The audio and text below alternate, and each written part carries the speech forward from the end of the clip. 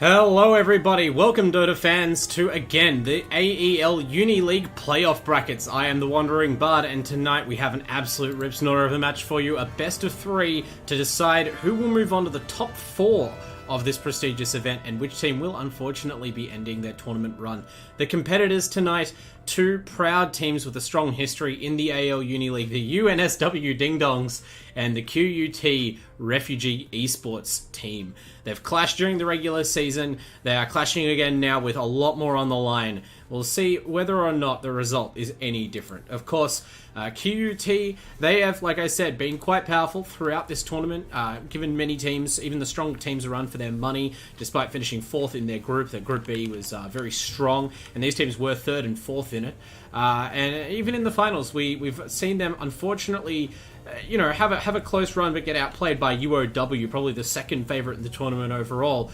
But then they bounced back off stream between my broadcast personally, and were able to defeat Indomie Esports to make their way here into the lower bracket semi-finals. Unfortunately for them, while they would be disappointed to get less than top 4, it does seem that the UNSW Ding Dongs have the edge in this matchup. They won the group stage matchup between these two teams 2-0. They finished higher in the group during group stages, and they've arguably had a stronger playoff run so far. As we will be casting from replays tonight, so I'm firing up a replay, and we will get started with this match as soon as we can. But essentially, after handling Adelaide University 2-0, the Ding Dongs then actually managed to take a map off the UQ Ultra Chads, who are, I think it's easy to say that the tournament favourites at this time, and have been throughout the season. So, they lost that match, which is why they find themselves here in this elimination game against QUT, but the Ding Dongs, they won't be happy with it. It's still a strong performance. If you're going to drop a game to anyone, if you're going to drop a match to anyone in this tournament, it's going to be the Chads. So, it doesn't really hurt their confidence too much, whereas QUT, they're going to be coming from behind in all respects here, but they've showed grit and leadership in tough situations before, so we'll see whether they can bounce back here to carry on their run. And now we're ready for the draft, it looks like. Again, casting from replays today, so we have complete control, fortunately, over when these matches start and finish. Won't be waiting too long to have those, strung along back to back. So, we've got plenty of time tonight. It is only the one series. You may as well settle in, get your refreshments, maybe even harness the power of our drink sponsor. That's Chatime, of course. We love our Chatime sponsorship. It's been strong supporters of the Uni League for quite a while now, and their drinks obviously hugely popular, at least among the people I know. Their support for esports perhaps even more popular. So even as we're heading back into another lockdown, if you're like me in Melbourne, these are the guys you can rely on. They deliver to your door and help brighten up your day in difficult times. Thanks to them. And we'll be getting through more of our sponsors, but for now the draft has begun, of course. Ding Dongs and Refugees fighting for their tournament lives. And interesting opening bans, it looks like, from these two teams. I'm not sure whether any of it's respect bans or not, but we've got the Grimstroke and Oracle. That's fairly normal from Refugees. If you're going to ban supports, those are the two to ban. Definitely been writing those to some free MMR myself of late. But the Ding Dongs, they ban out Tidehunter and Morphling. They're not heroes that are unknown on the batch, not heroes without a win rate, but as far as sort of reliable, consistent bans go, they're not necessarily the heroes you'd always expect. That's the sort of hero I would expect, the Bristleback. It slipped through, and Refugee Esports, I've talked a lot when I've worked with other commentators on this patch about the importance of having this sort of early last pick, the first phase last pick, where you have the 4th overall pick of the draft.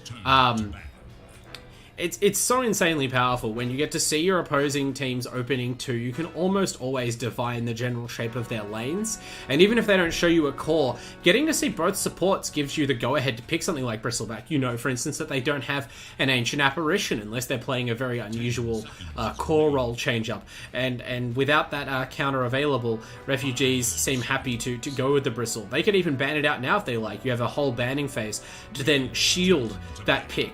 So they ban out Viper, the most obvious source of break, and thus the most obvious counter to the crazy Bristleback timing that he has around 20 to 30 minutes in most games. And Slark, another hero who easily buys Silver Edge. to break up that Bristleback passive. And obviously a hero who, in a carry v carry matchup, loves to farm his stats off a tanky, attrition-based core like Bristle. So knock those out, don't have them in the pool, get them right out of the way straight away. I appreciate the boldness of this draft. There's no messing around, not at all. It's just straight in, get what we want, ban what's good against it, and challenge you. Can you stop what might be the strongest hero of the patch? It did get a nerf. It was a slight change in the patch to the Aghanim's nasal goo for Bristleback to try and bring him a bit more in line with expectations, making maybe some Bristle balance instead of Bristle bonkers. But no, I don't think it's worked. Judging by results, at least not as much as Icefrog may have hoped, this hero is still one of the premier things you can be doing in Dota 2 right now. And after the second banning phase, I'm still not convinced that the Ding Dongs have an obvious answer to it, but the AA is still in the pool if they want. I don't know if they can. I don't know if it'd be worth going back for it at this point. Snapfire core has been okay in the past. I even rate the AA core a little bit, but it might have to be a final pick overall if the lanes allow for it. I don't think it's necessarily on anyone's mind. They're going to go on the Timber Source. That's a decent matchup. The fact that you can chop away at that strength pool of Bristleback, you force him to commit, to early magic resistance items. Obviously, he loves the Eternal Shroud anyway, but Timber Source puts out a fair amount of pure damage, and at least by, forcing the Eternal Shroud, you don't just let him go straight from Vanguard into Sange and other builds there. The bans, it's worth mentioning for the Ding Dongs, they take out Puck, Pugner, and Juggernaut. So, pushing heroes all. You might not think of Puck as a pushing hero. Doesn't have insane tower damage from any of his abilities. But just the wave clear that Puck allows, and more importantly, he has that critical final component of any pushing team where, typically when you're pushing, you need creep clear. You need a hero that can siege towers, like a Juggernaut, for instance, or a Bristleback. Just stand there and hit the towers. And then in most cases, because the whole purpose of towers in Dota 2 is to give the opponent a chance to initiate on you for free, you want a hero that's either a strong counter-initiator or even can proactively dive past the tower if you see the opponent setting up to mess with their play and break up that kind of defense before it starts. Puck is the ideal for that sort of thing, so get rid of him. And then Refugee Esports, they've banned out the Drow on top of the Slark and the Viper. It makes a lot of sense. Again, very powerful ranged hero. It can enable a lot of powerful range damage, early timing to counter the Bristle, and if you take the Drow Shard, getting that sort of almost Fury Swipes-esque passive can be quite a potent counter to a tanky core like Bristle as well. Refugee, they're going all in. They're combining the two themes of this patch, it looks like. Tanky cores and sort of enhancing supports. The idea that you buff up or you shield and defend your primary carry and you just let them run rampant. It's worked very well for a lot of teams so far with a lot of carries, and even if Bristleback isn't the most traditional carry in terms of burst damage, I'm sure every Dota player who's been playing regularly on this patch is well familiar with the sight of like a 25-minute farmed Bristleback covered in buffs, just standing between your tier 4s, just running all over your base. He's so fast, his damage output is so high, he is so difficult to kill. He just forces your supports, any squishy hero, out of the team fight immediately. If any other core on his team is strong at all, he becomes like the easiest thing in the world to play around because he completely constrains the opponent's movement. It's like a walking macropire. It's crazy. So, Omni Knight, obviously, with the Heavenly Grace, synergizes brilliantly with strength cores like Bristleback and will make him nigh impossible to kill with that status resist and additional regen. A really strong combination that's going to basically force the Ding Dongs to have a specific answer. Now, Gyrocopter, it's not impossible to imagine Gyrocopter buying a Silver Edge, right? And I think they will need a Silver Edge in this setup. You are a little bit countered by the Omni Knight already, just by picking that hero, of course. Maybe not in the laning phase, which is traditionally where one would exploit an Omni Knight, but if your Omni Knight is support and you're supporting a Bristleback, I feel like that lane does a good job of kind of just enduring Gyrocopter damage. The Omni Knight just had to play extremely conservatively, keep out of range for the most part, leech some XP, and unless your support can really tightly control the creep equilibrium, keep it up near your tower to create space for Gyrocopter to run heroes down, it's not clear that you're able to push the Bristleback away and deny him and the Omni from getting the resources that they need. The Omni Knight doesn't need to be particularly strong in this game if all he is like a buff bot and a heal bot for the Bristleback. So worrying signs there, and the Ogre continues this theme. That means that the Lina is almost certainly a mid. Not likely to see core Ogre or even core Omni Knight this game, I would imagine. Some teams have dabbled with the offlane Omni Knight. I must say that even as an Omni Knight fan and a core Omni Knight fan, I'm yet to be impressed. So we'll see whether or not that is the plan for Refugee Esports. But for now, it looks like just a very conventional draft, the kind of thing that you would expect in a finals encounter, right? Like, why would you risk it? Going with something unknown, going with something difficult, risky, high failure rate, when you can go with the tried and true. That's also the case for your gaming hardware, which is why, of course, we support the idea of utilizing our PC sponsors, AOC, our monitor sponsors, when you're doing this sort of thing. Make sure that you are employing the best gaming experience around, the highest refresh rate, the best color quality, 50 years of technological experience goes into these monitors, and we back them all the way, just like they've backed us all the way to the finals. But meanwhile, the draft, the ban phase has continued. The teams removing the final obstacles in their path to glory, the Ding Dongs. For them, it's Huskar and Batrider. Fairly obvious, two very strong counters to both Timbersaw and Gyrocopter. These are heroes that kind of rely on their damage output over a few seconds to shield themselves. They don't necessarily have a lot of survivability, especially the Gyrocopter. So to have heroes like Batrider and Huskar that just can instantly close the gap onto you, and then either burst you down in the case of Huskar through your damage faster than you can, or in the case of Batrider, haul you back into their team for an unlikely death or an untimely death. That's not something you want to see in the battlefield. Refugees, they finally go to the trouble of banning out AA. So they were respecting the possibility of a last pick AA, but they banned that out, and they also removed the Legion Commander, having already taken their share of the carry buffing heroes that have been valued on this patch. They decide to remove the last sort of heavily picked hero in that group, the Legion Commander. Obviously a very powerful Aghanim Shard. Grimstroke already removed, Oracle already removed. That pretty much sums up the list of heroes that have been picked in that role, and now it's uncertain what the Ding Dongs are going to go with. I feel like they need something pretty dynamic. They're looking for a last core.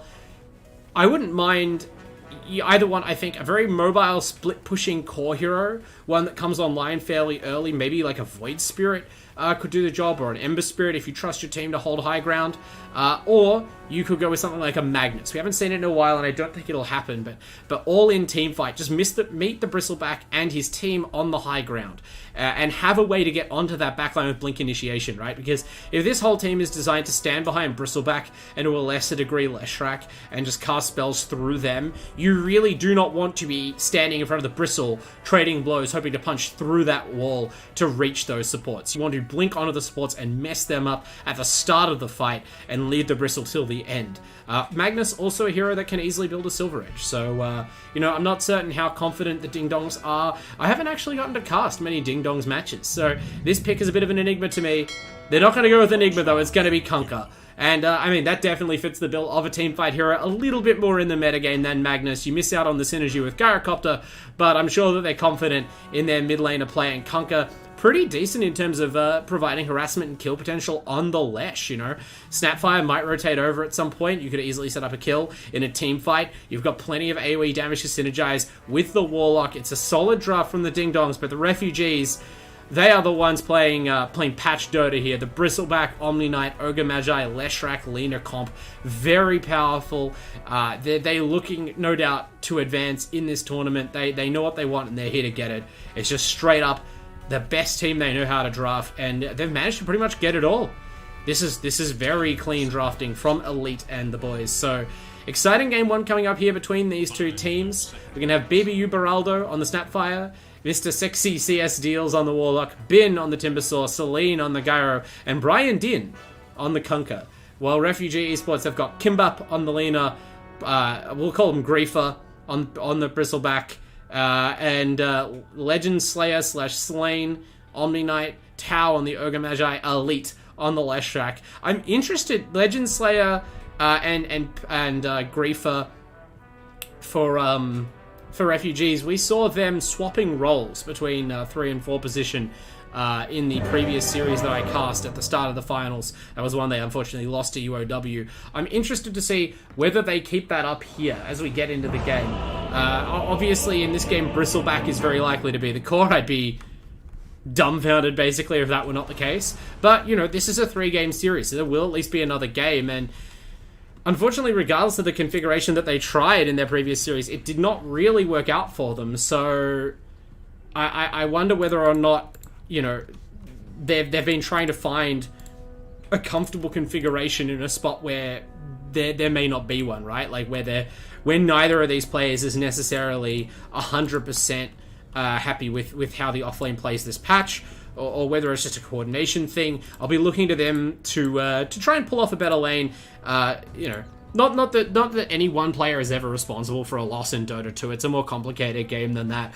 But certainly when you pick a Bristleback, I'm naturally looking to that as the focus of the lineup. So lots of pressure on Griefer here to perform as they play for their tournament lives here. Now, as we wait to actually get past this pause, I suppose I could jump ahead, but we do have something exciting to discuss very quickly. Indomie, our noodle sponsor, and I promise we're getting through these sponsor reads, everybody, just as we get into the series. You don't have to worry about them for long.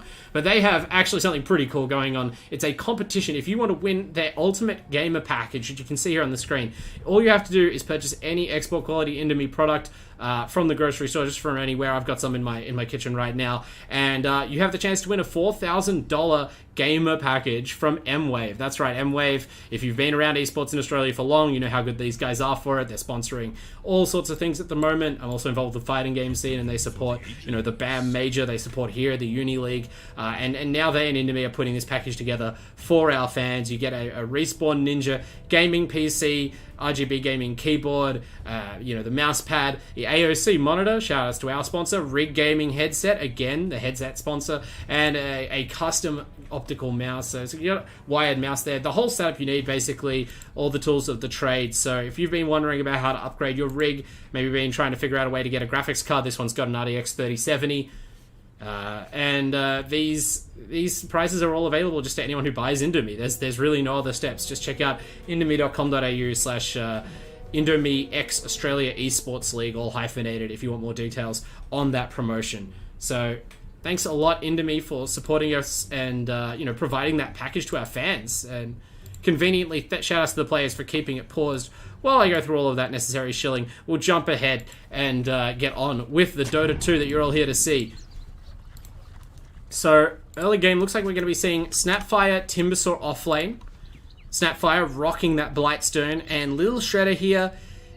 This tooltip, this is a replay cast again. If you didn't catch that earlier, so this match has taken place earlier in the week. I don't know the results. I've avoided spoilers, so you're getting my live cast here. But obviously, the players have already put this one in the books. I do believe this was after the most recent minor patch. So the Little Shredder armor reduction values have been nerfed by 25%. It was an important change. The initial nerf to the duration affected the tower pushing, but really didn't change the kill potential that hero provides in late. It was just insane harassment. And I mean, I like Snapfire, but something needed to be done. So happy to see Ice Frog kind of clamp down on that. Unfortunately, it means that we're seeing a few less fireworks out of Baraldo on this support, but still rocking that Blightstone, still seems to want the build.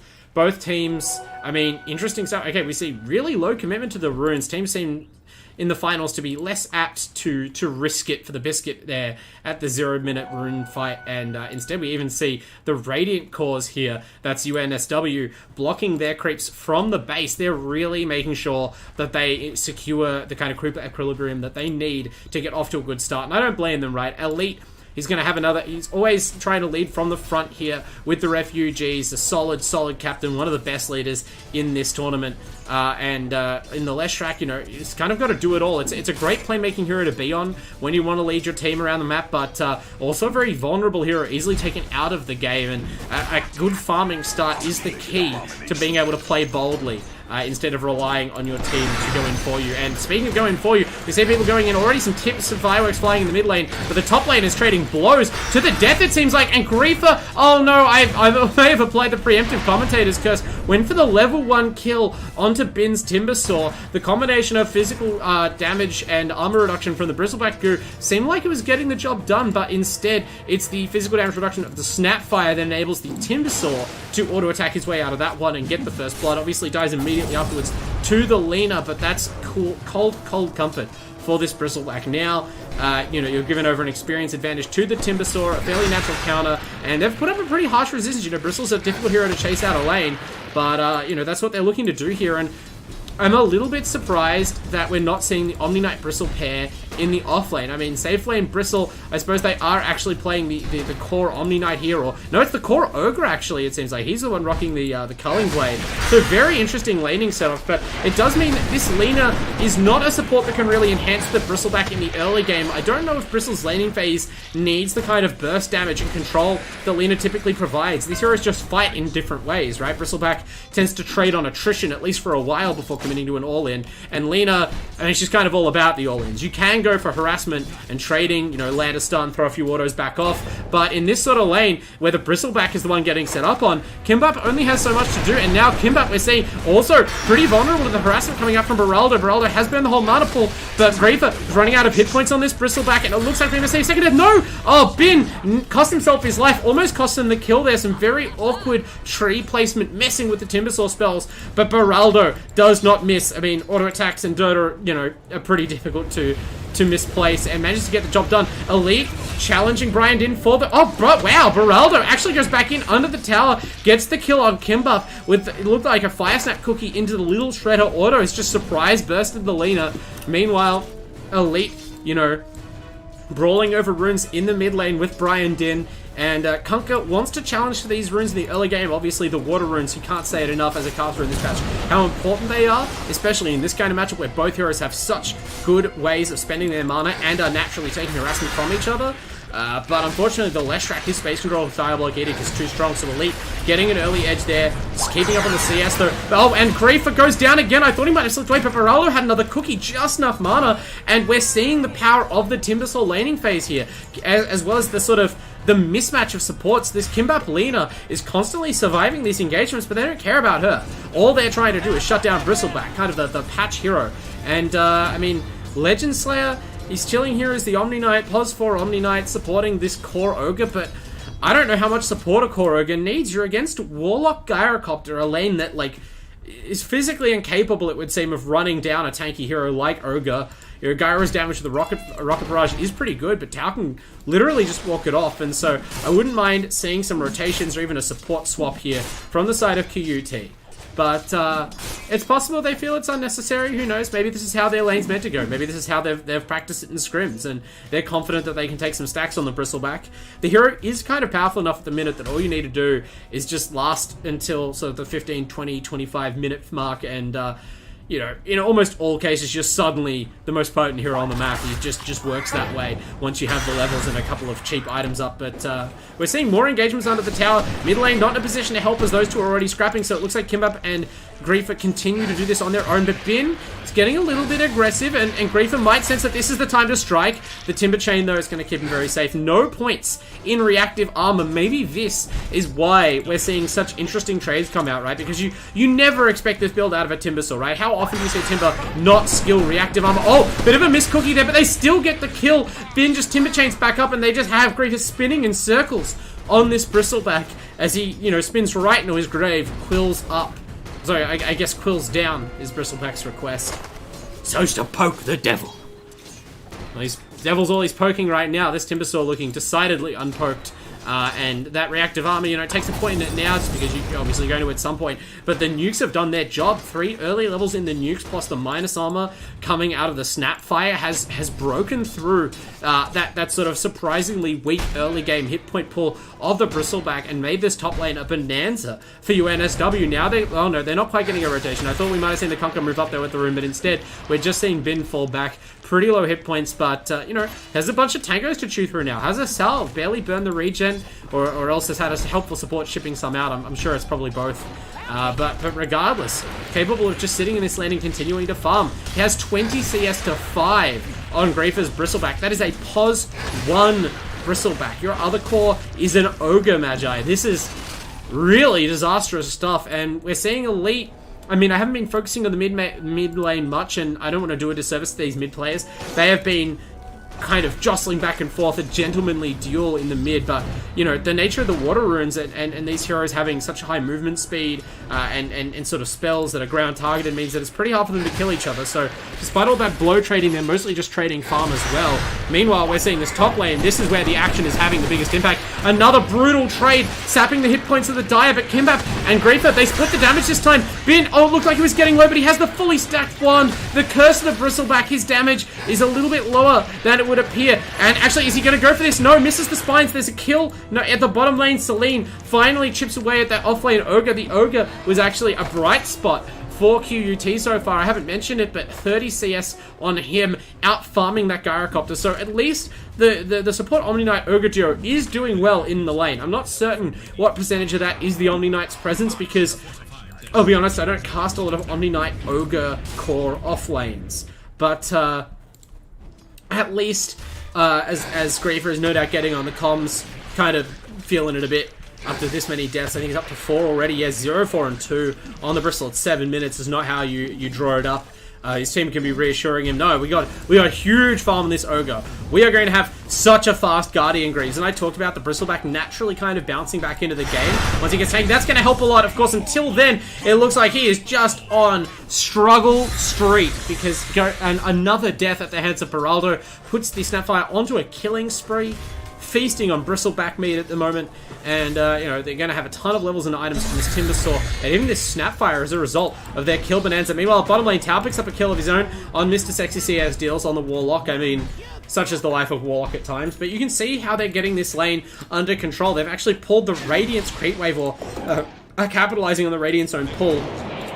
And we're seeing Celine on the Gyrocopter spend the cooldown to nuke the creep wave. I like the idea. Try and keep the creep wave off your tower so that you can't be dived so easily. But you had to come out of your tower to do that, and immediately upon seeing the mana and ultimate spent, they charge down to go in, and it forces Brian Din to rotate. Of course, it's level 8 Conquer, so maybe he can get this done. Tau is so tanky on this Ogre, though, and you've got Heavenly Grace on the Ogre. This is the most unkillable hero you can build at 8 minutes into the game, nearly. And he's just walking this Conquer damage off. This is a hasted Conquer, just laying into the big boy like a big blue punching bag. That punching bag is rock solid, ever steady, and just rolls his way back to the tower safely. Meanwhile, the mid tower is not safe for UNSW, as Elite draws that first building blood, I don't know what you'd call that, first grout, and crushes the mid tier 1. So, you know, that's what happens. Obviously, both these mids have very powerful rotating capacity, but by waiting and getting that mid tier 1, it's going to be Elite who has an easier time rotating now, and he's already secured the most important objective he can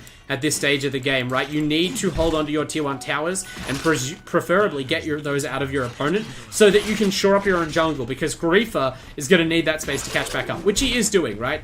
Someone's helpfully made some stacks for him. I assume the Lina, right?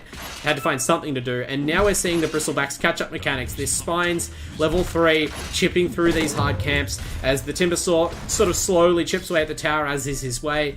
And, you know, there's only a small gold lead in the favor of UNSW, despite the absolute atrocity they've wrought upon the top lane here of QUT. You know, we'll see how well this gold is spent, but I imagine that if this Ogre just continues to cruise towards a fast Guardian Greaves, their ability to group up as 5 and just run down buildings, run down lanes, potentially all the way to the throne, is going to be very scary for UNSW.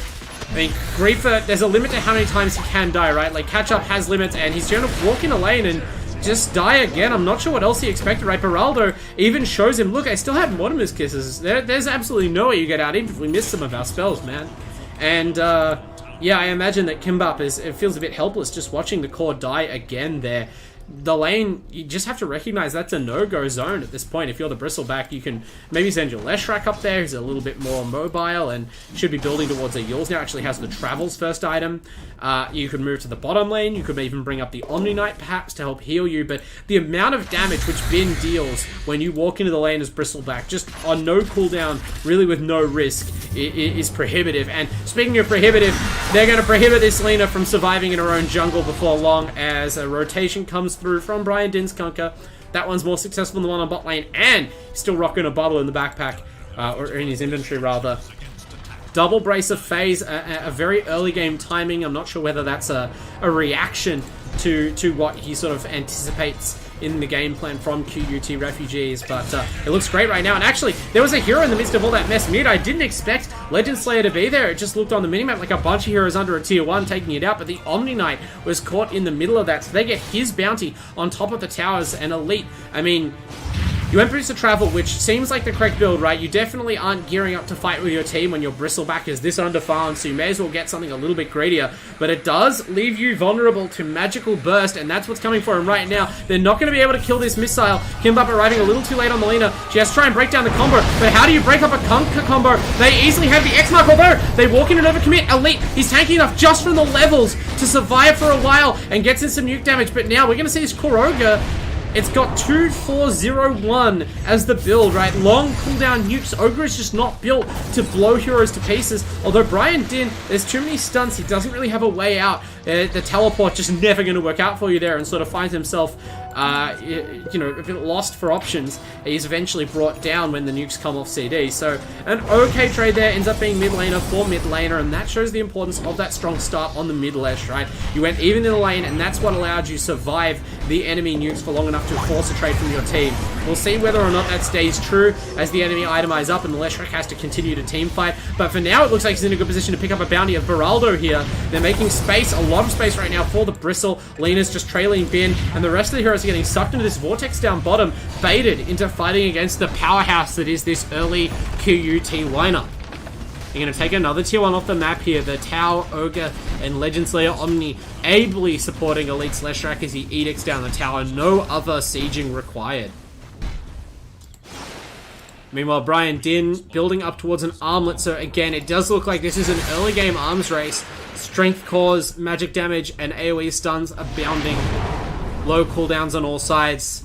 This is what Dota looks like right now. These teams understand very well what you need to do to win on this patch. And right now, let's rotate onto this Bristleback and just continue to relentlessly bully Grafer. Although, actually, I couldn't see the X-Mark there. I thought maybe there was some sort of missed combo. But Grafer does get pulled back into that pro. But there it is, the early mech from Tau. It's not quite a Greaves yet, but even just the mech itself, the effective hit points that provides to a Bristleback with his passive is tremendous. You saw how much damage they had to deal to the pos for Grafer, Bristle, and it's all wiped away, as is Brian Din, as the rest of the Dire team collapses again. The Kunkka doesn't have an escape mechanism in these moments. He's not teleporting into these fights with an X-Mark. He doesn't have a Shadow Blade. He's just dead meat when all the stuns show up, and he doesn't have the damage to cut through these tanky teammates of Grafer, right? They sort of blew all their nukes on the Bristleback, and then without the boat, you know, there's just not a lot left in the tank. The Timbersaw has to play conservatively to avoid giving up his own life, and so that is another kill on the enemy mid, their second most farmed hero. Good signs from QUT, although they remain slightly behind on gold overall. You have to imagine that's the Bristleback. He's at a pretty significant deficit, even to the Gyrocopter, who kind of lost lane himself. Celine here on the Gyro, doing his own catch-up, or their own catch-up rather, on the Gyro, chewing away at those neutral camps. And we see a smoke break onto Elite's Leshrac. That would be a great target to get, but a very nice split earth. Catches out the Timbersaw right as his teammates tried to go in and make something of it. They could have dropped the Warlock Golem there, the Chaotic Offering, but it seemed like they were a little bit unsure. CS deals, not wanting to overcommit, but perhaps in the process, you know, giving up an opportunity to kill the most farmed hero of the Dire. Meanwhile, the equally large bounty of the Kunkka is going to be claimed here for, you know, the third time in recent minutes, as all of these nukes fall on his head here. Even Elite shows up, the power of the travels on display, but he was not required. He's basically just showing up to dip his hand in the bounty pot, and also then to lay siege to this tier 2 tower. And you can see that UNSW, they're a little bit caught out here. They have all their heroes at top lane, waiting to gank either the Bristle or maybe the Leshrac. Because they didn't commit on the Leshrac there, he just teleports to the other side of the map, and now they're going to use his objective-taking prowess to threaten this tier 2 tower. Meanwhile, it's taken this long for the reluctant Radiant heroes to even reach the Dire tier 2. I would have imagined that you pretty much just nuke these heroes down and walk all of your guys over to auto-attack the tower, but they are slow-sieging it as though they expected a counter-initiation to come out. These QUT heroes are not teleporting up to you. They are taking your buildings. The first 2-2 tower of the game goes down. That's going to be an immediate outpost capture. And there's no capacity to respond from the Radiant here. They don't have the best tower taking cores at the minute. You can see Bin is just timber sawing it, tanking up the creep wave, nuking it down, but the tower still has 75% hit points. No glyph is going to be required. No emergency TP into a risky spot. And so whatever team fight was being set up for here, with the mass AoE spells of the Gyro, the Snapfire, and the War, that's not going to happen the way that UNSW want. And they at least are acknowledging that. They're drawing the lines here. Timbersaw, that's Bin, he's going to say, get out, guys. And the die are rotating up. They're going to collapse on us. They're going to take this high ground back. We cannot hold without our conquer. But conveniently, Brian didn't. He does arrive at this time. A smoke is popped. A little bit of a miss smoke. Your enemies were on top of you as that went out. So it does nothing, but that doesn't stop you casting your spells. The AoEs are going off. It's going to be the death of Tower almost immediately. That is a core ogre. Absolute carnage as boats and kisses fly around. That's bad for the side of the QUT refugees, but Elite, he manages to survive. Still, their ogre is in the ground. There's no healing available. Their mech is gone, and Elite has to run away from the Timbersaw. That leaves Griefer isolated, and the mass AoE works out. There's just superior teamfight spells on the side of UNSW, but Elite, he's actually managed to bottle up. He gave Bin the slip. Now he comes back in. He kills off CS Steals. The nukes, they're bringing down the Conquer. He has the mana available. He's going to walk down Din as well. The neutral creeps are eating up the Edict, but he crushes those very quickly in the Pulse Nova. He has so much damage. Elite beats them all. The Leshrac, you don't always see it, but the dispersed AoE that was so good in the first part of the fight ends up being their downfall. You have to focus this Disco Pony, or he will dance you into your grave, as you saw there. The taunt even coming out. Elite really feeling himself here. Captain's performance in this first game of the elimination bracket against UNSW, and this Leshrac is now the most farmed hero in the game by a solid 1,000 gold. That constitutes the entire net worth lead the QUT refugees have just seized, and they would not have it on any other hero. I mean, there were warning signs in that fight, right? Like, that was about as clean an initiation as they're going to get, and you saw the absolute contrast between how these teams like to team fight. Like, Leshrac and Bristle are trying to divide and conquer. They're trying to provide these two heavy AoE damage outputting cores. They don't need to commit too hard onto a single target to make it easy for you to land disables. You know, they're mostly just running around like headless chickens in the middle of the team fight, spitting out quills and pulse nova flares. And then you've got, you know, control, steady, low cooldown disables coming out to break up anytime you attempt to focus one of them, and heals to make it go slowly, right? So they don't have the AoE control. They're trying to make the fight as chaotic as possible and hoping that they can find, you know, divine grace in that chaos. But at least for now, the resilience just isn't there on their supporting cast to make that really work. The Ogre, who's meant to be your tanky buff provider, died immediately, but this looks like a better fight for them. Instead of running 5 heroes into various AoE nukes, they're able to set up on a single target. Unfortunately, that target is Bin's Timbersaw, so he just survives, and now they turn and return fire. Mortimer's Kisses and Chakram scaring away those heroes. It looks like they still want to fight. Griefer actually goes down. I'm not even sure. He ran in the fight from the back, but his team were already running out of the front of the fight, and now he's going to die. It looks like Legend Slayer also just kind of stands near the Conquer as though he's expecting this fight to come back for his team. But I don't know, you got to be coordinating, refugees. Your Leshrac has already teleported away to the top lane. They were never re-entering that team fight, you know, with any sort of intention. And so those kills end up being pretty much free for UNSW. Now they might get a free tier 2 as well. But the threat of the split pushing Leshrac draws them away. Okay, Elite teleports back to the mid lane and immediately shows himself to clear the wave.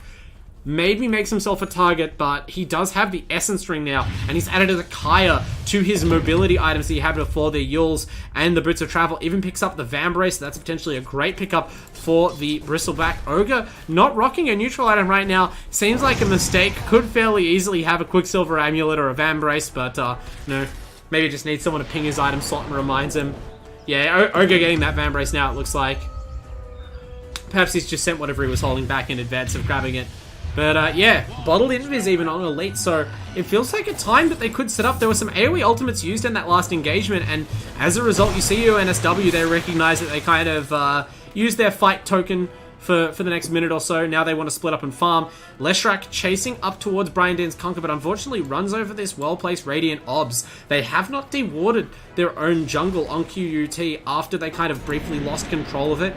Granted, the situation's the same on the other side, but you can see Sentries being brought up en masse by Beraldo. They've seen Tao's Ogre, they pinged it out, they know where he placed those wards, so they're buying up the counter wards, but first they have to actually dislodge this Ogre. He's not technically a support, this is a core Ogre. Guardian Greaves are complete, and so he is just running around the fight, tanking everything up. Legend Slayer, his ultimate, it's not proving quite as strong as he'd hope here. There's a lot of magic damage, and that's what brings Beraldo down eventually, but Elite, he's in the back of the fight. You blew your damage on the Ogre. That may not be the most efficient way to utilize it, and now both Leshrac and Bristleback are alive. That's a 100% improvement on their last fight prognosis. As a result, it's a much cleaner victory here for QUT. They chase the Timbersaw away to the top lane, and now with most of their team still intact, they can walk down this side lane and even pressure the tier 3 tower if they'd like. Leshrac is flying. Elite is 12,000 net worth right now, way ahead of any other core in the game. Granted, the next 3 net worth slots are all UNSW cores, but the Bristleback is not as far back as you would believe after that early game. The Ogre is the one who's fallen off a little bit. I suppose that's natural. The hero, you know, it's not typically a core for a reason, right? It's not as though Ogre can't scale with items. I mean, ever since the change to multicast, you'd love to have a Hex and a Dagon and whatever else on this hero. You know, the reality is you don't really have a farming mechanic and your team needed the space for the Bristleback. It seems to be working out as Elite sets up on Bin in the top lane. He's done such a good job with these travels of single-handedly policing the side lanes and reducing the chance for trades to be taken, although, can he tangle with Bin?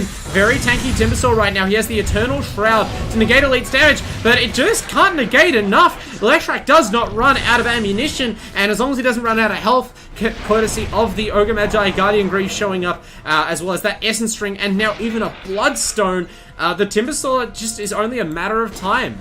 He's worn down and killed off. The support's rotating in for some courtesy assists.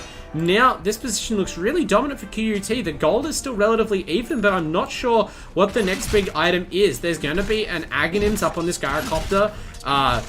Basically, as soon as you can get a courier out to the side shop. There might be a team fight before that side gunner comes online, which would be rough if UNSW cannot dodge it. But Celine, I imagine they need that plus a BKB before he's really happy. The extra damage definitely helps, but this is not a lineup where you've got like a fragile hero stunning and bursting down the Gyro, which is where that passive auto-attacking side gunner really starts to add up and help out.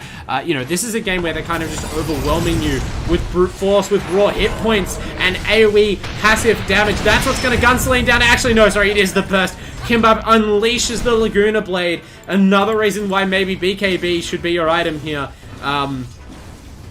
But alas, that is not the case, and so 40 seconds of no Gyrocopter, 40 seconds of no Gyrocopter farming may even see Celine get eclipsed by Griefer's Bristleback, which would be, you know, really unfortunate considering the hard work done to keep that hero down. Bristleback also using that gold more efficiently here in the early game. You can see Black King Bar didn't go for the full Vanguard, just bought a Vit booster immediately into the BKB, recognizing the insane magic damage coming out and realizing that you can rely on your Ogre Magi providing you armor with the Greaves and the physical damage block of the Omni Knight, as well as the Medallion of Courage on that hero to cover the physical side of things. It's really smart team-based itemization here out of the Refugees that's giving them sort of an effective lead, even as the gold stands very close. You can see that the team fights do not reflect that. I mean, likewise, we're seeing some itemization against Elite, but you can't expect these two supports, the Warlock and the Snapfire, to really farm a pipe or anything like that. They're not heroes that are getting a lot of space or really have the tools to go out and get their own farm that way. The Timbersaw built an Eternal Shroud, which, while very powerful, is kind of a selfish item. It even has now had to go for the BKB on top of the Shroud. I'm not saying it's a disaster, it's actually kind of a cool item choice, but it does tell you something about how this game is going. Because this is not a game where you're overflowing with damage, right? They're trying to outlast you, and you've gone BKB. We're going to see whether it works out here. But yeah, look, the Boots of Travel, Yules, Leshrac has no problem walking away from your 9-second BKB charge. So that's just a significant portion of the item's value spent to avoid a Yules combo from a lone Leshrac. Meanwhile, the team, okay, the Radiant, they found a better initiation. The Leshrac TP's in though, and Legend Slayer survives long enough to cast the Guardian Angel. He's crushed by the Conqueror, so that's at least a kill for the side of UNSW, but Elite is loose. Can they focus him down? He does not have a BKB yet. This might be their last best chance, and they do get him. The godlike streak has ended. All of the nukes fall on him. Finally, the plan comes together, but his team is alive. Griefer, can he exact revenge? We've got Kimbap trying to avenge him on the backlane, and Tao's actually, this ignite damage from the Ogre is insane. It adds up. It kills the Gyrocopter, kills the Timbersaw with a little bit of help from Kimbap's Lina, and so again, this is exactly the plan that QUT drew up. This is patch gaming, everybody. The combined hit points of this team, and just the fact that all of them are at least capable of putting out a solid amount of damage. You know, Lina, Fiery Soul damage output, the low cooldown nukes, it gets the job done. The Ogre, not a traditional carry, but that ignite, it's so much damage over time, so powerful with the plus 16 DPS talent early in the game. And of course, you know, Bristleback, just the spines adding up over time. It wears these heroes down even after they lose the first 2 big kills. You know, you see all of the Radiant collapse afterwards because they do not have the beef, particularly on their Gyrocopter and their supports, to survive right now. We do see Celine queuing up a BKB. They obviously recognize their desperate need for it, but I don't know. The next team fight is going to be for your base. You can see the bottom and mid lanes have been targeted. Top lane completely untouched. His top lane tower has half its hit points left, and that's against the Boots of Travel Leshrac. They want bigger targets. They want to open up the base however they can. Brian Din gets the BKB off out of that Yul, so maybe they weren't aware that he had the BKB ready, or they were just willing to see him pop the charge. But he is slipping away from a 4-man gank there. Elite was not present in the end, or maybe just TP'd away right afterwards. But, I mean, the map is their oyster right now. You've just chased the Conquer to TP back to his base. You could set up on the Roche, and I feel like the only reason they're not is an overabundance of caution, where they do not want to give away perhaps the best chance the UNSW would have to take a team fight. I mean, the Bristleback has a heart all of a sudden, so maybe you don't need the Aegis. Maybe that is just a liability. How do you even kill Griefer once if you don't give them that kind of easy team fight? Oh no. The Leshrac, he sniffed out the Gyrocopter. He's realized that Celine hasn't backed yet. And just like all game long, Leshrac is the Horseman of Death, forewarning the apocalypse here. And, oh, okay, actually, it looked like maybe did not catch vision of the Gyro there. Celine just slipping into the trees. And so there is no pursuit. I would have thought he maybe would get run down there. And instead, Tower's the one who's being subjected to a gank on the bottom lane. The Ogre is fairly tanky, though. He's an interesting target. Has the Lotus Orb. Not even using his Guardian Greaves yet. Just an extended bait sequence. Now he's going to walk in. He's holding it for as long as possible. Still holding it. His team are just fine. This is such a problem for the Radiant right now. UNSW can't even threaten these heroes enough to make them use their defensive abilities. Tower's still... This is not a long cooldown. You should probably just pop your Greaves, man. There we go. Belated Greaves. Just hoping to maybe bait UNSW into overcommitting and holding the Greaves so greedily. That is the confidence with which QUT are playing right now. Really crazy to see. But I mean, it fits. This is not actually insane levels of confidence, like, relative to their power in the game. It's just a recognition that they are strong right now. No doubt they believe in the power of this draft, and it's played out perfectly so far. Why wouldn't they? Griefer on this Bristleback, rocking the heart with the Mindbreaker, effortlessly mows down Celine's Gyrocopter. Gone from being 0-4 in 7 minutes at the start of the game to second top net worth, behind only his own absolutely balling Leshrac. That's quite an achievement. They're going to bring down this Ogre finally. It looks like Tao on the bottom lane, not even attempting to really get away. Actually, that might just be because he's holding him in place for Elite. They do bring down the offlane Ogre, but what is that worth, really, when now you're going to lose 3 heroes in trade, including your Conquer. 4 heroes, perhaps. Kimbap comes through with the second Yules. It's the second kill for Griefer. The Bristleback has completely come online. This hero is absurdly broken. But that is not the reason they've won this game. It's mostly on Elite's Leshrac and the incredible coordination, belief in the process, in the plan that we've seen from the Refugee Esports side. And for a team who, you know, by all measures prior to this game, other than just sort of eyeballing it, I didn't put them down, but the stats say they were the underdogs. This was a real statement win in game 1. I'm assuming they lock it up here. Of course, they have not actually drawn the GG out of UNSW, but they are now racks up. It's 30 minutes in.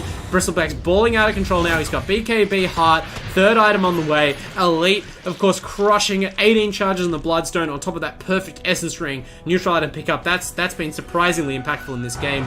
Or not surprisingly impactful, but maybe something that you couldn't really have accounted for on UNSW. Now has the Shiva's Guard protecting all of that hit point pool. And very happy Chappie. Has he even died at all? 2 deaths, 11 kills, 8 assists. talk about a captain's performance, and I often do, this is one of them.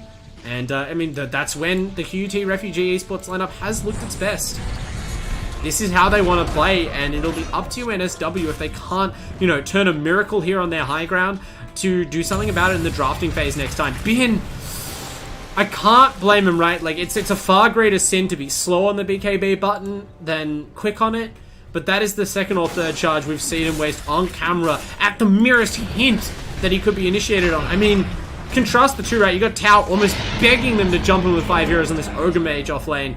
Meanwhile, the Timbersaw, granted, he's a bigger share of his team's damage right now, but who else on your team do you want to get initiated? This is a Timbersaw with an Essence String, Eternal Shroud, BKB, and a Sage. If you aren't willing to tank some of this damage, to have spells cast at you, then who on your team is ever going to lead in a fight? Granted, this is not the position you want to have spells cast on you. Trapped alone on his neutral high ground. This, at this point, is far from safe territory. They make it unsafe for him. He goes down. Doesn't even buy an escape for his Conquer. Brian Dean can't get the BKB off that time. Elite lands the Split Earth, and that is your 2 and 3 position, your two most farmed cores for basically this entire game. Biting the dust for basically nothing, right? Like, you dodged that fight in top lane, and you popped a BKB, and then you ran into your own jungle just to get initiated on there. It is a rough game for UNSW, and I'm not sure how the morale is right now in the comms, but, you know, I hope they're using this time to just sort of calmly talk their way through what happened, figure out what they need to improve for the next game, because, you know, assuming that they get, you know, closed out here by QUT, they only have one more chance. Their tournament lives are on the line, and, I mean, they were able to turn the series into a 3-gamer against the Ultra Chads, which, you know, you would imagine gives the team a lot of faith in themselves to bounce back, but 2-1 losses do not win playoff brackets, and they're going to need to put it together back-to-back here. As we watch, you know, they're not giving up, which is correct. I support them fully. Defend it to the end, right? Like, what are you playing this tournament for if you're GGing out early from finals when you haven't even given up your high ground? But, you know, they are already a racks down, and now this Bristleback is starting to become slightly insane. Those early game kills on him, long forgotten. The Gyrocopter does have the BKB ready. So that's the biggest item pickup they're probably going to see for the rest of the game. This may be the turning point, but the Lotus Storm Rocket is going to break up at this potential initiation. And in that time that Selene is stunned, Arax is falling. They're forced to glyph to protect the melee barracks. Pos for Griefer just running in. Now he is tanky. Now he is happy to absorb the spells. BKB and Lotus Orb on him. Zones the team out while Bin dies on the Timbersaw. Now the initiation, Selene. The Gyrocopter damage, it's still pretty real. The Mortimer's Kiss is coming out as well. Griefer being brought down. The first life gone on the Lesh as well. But Elite is back at full health. Bin with the buyback on the Timbersaw brings down the Bristleback. Maybe they can use this base advantage to their advantage. The Timbersaw, he's cleaving them up. He's going to chase Elite away. I don't imagine they could possibly kill this Lesh. Although the X mark, I didn't see it on him. They vacuum him back into the team under the tier 4s. He's spell vamping off the entire team, but it's not enough. Huge defense. UNSW, I talked about a miracle on their high ground. They produce one. Timber Messiah buying back, and a little bit of overconfidence there. The Bristleback did a good job of walking in deep, but they sort of overstayed their welcome. That BKB charge maybe instilling a false sense of security, and suddenly all of those gut-churning early game deaths come roaring back to Griefer's mind as he's run down by the Bin Timbersaw, biding his time all this game. And the moment that the team is sort of separated, the supports are killed again, and then suddenly the fights look winnable for UNSW, right? Like,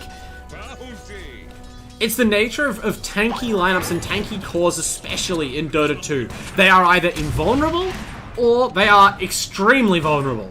You know, as soon as you bring down the defenders of a hero like a Bristleback, as long as you have the ability to run him down, since he has that annoying speed boost from Warpath, what's he gonna do? Like, you know, if you've calculated that you can kill him, you can kill him. He doesn't have much to say about it.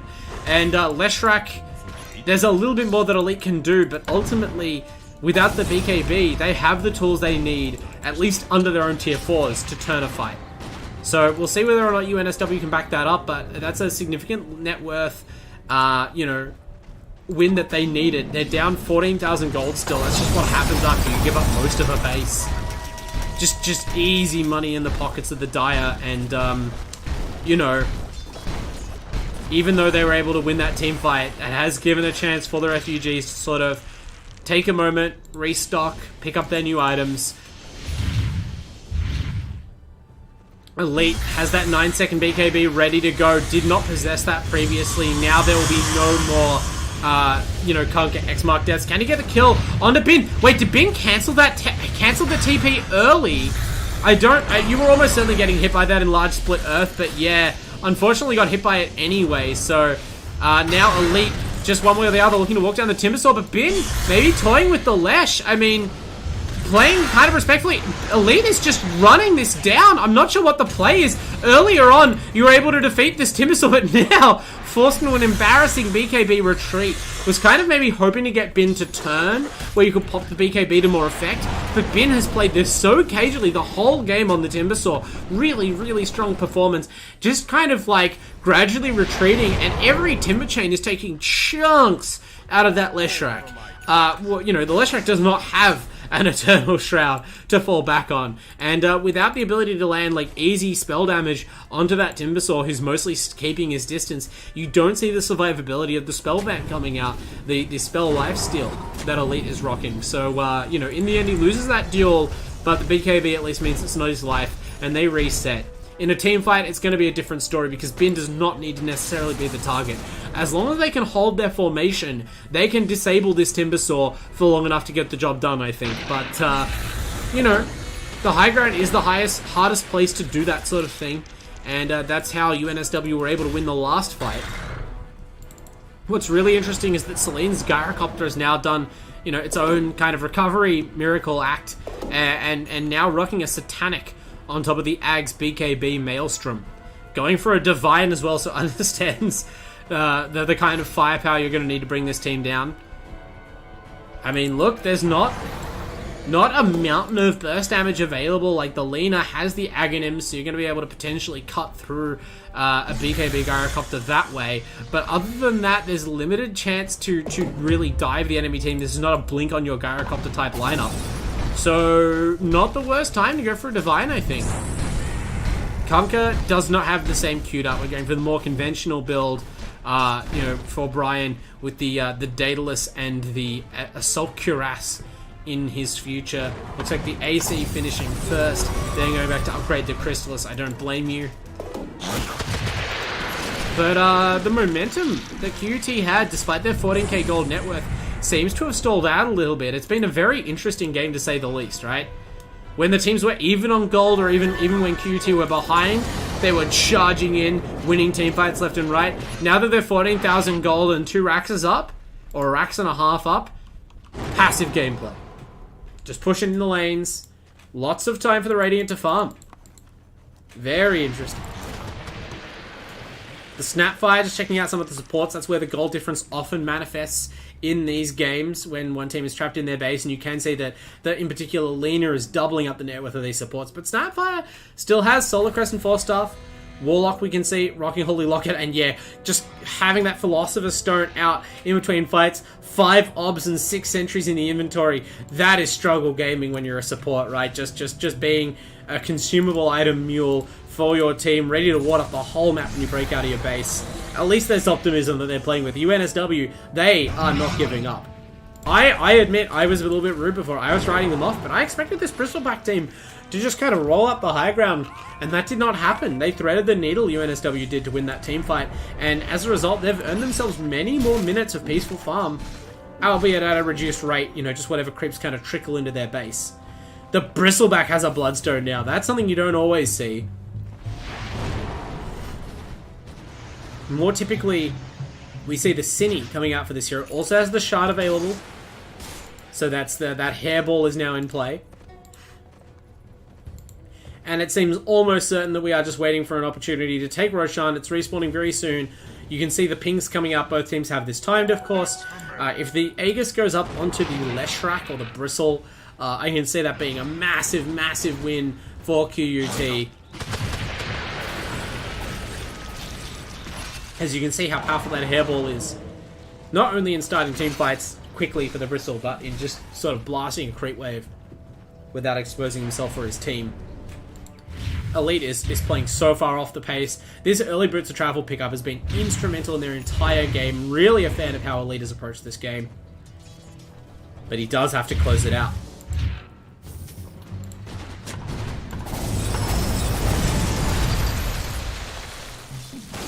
And we see how potent all of the cores of UNSW are at defending high ground, right? You've got not only the Timbersaw, Chakram, Gyrocopter nukes, the Kunkka X-Mark Tidebringer, you know, makes it 3 out of 3 for safe wave clearing out of your cores. No one is exposed really to ganks. Certainly your supports are not going to die here. And that's why we're seeing QUT forced to just kind of like play the waiting game. It's a long Roshan spawn as well, which is not good for them.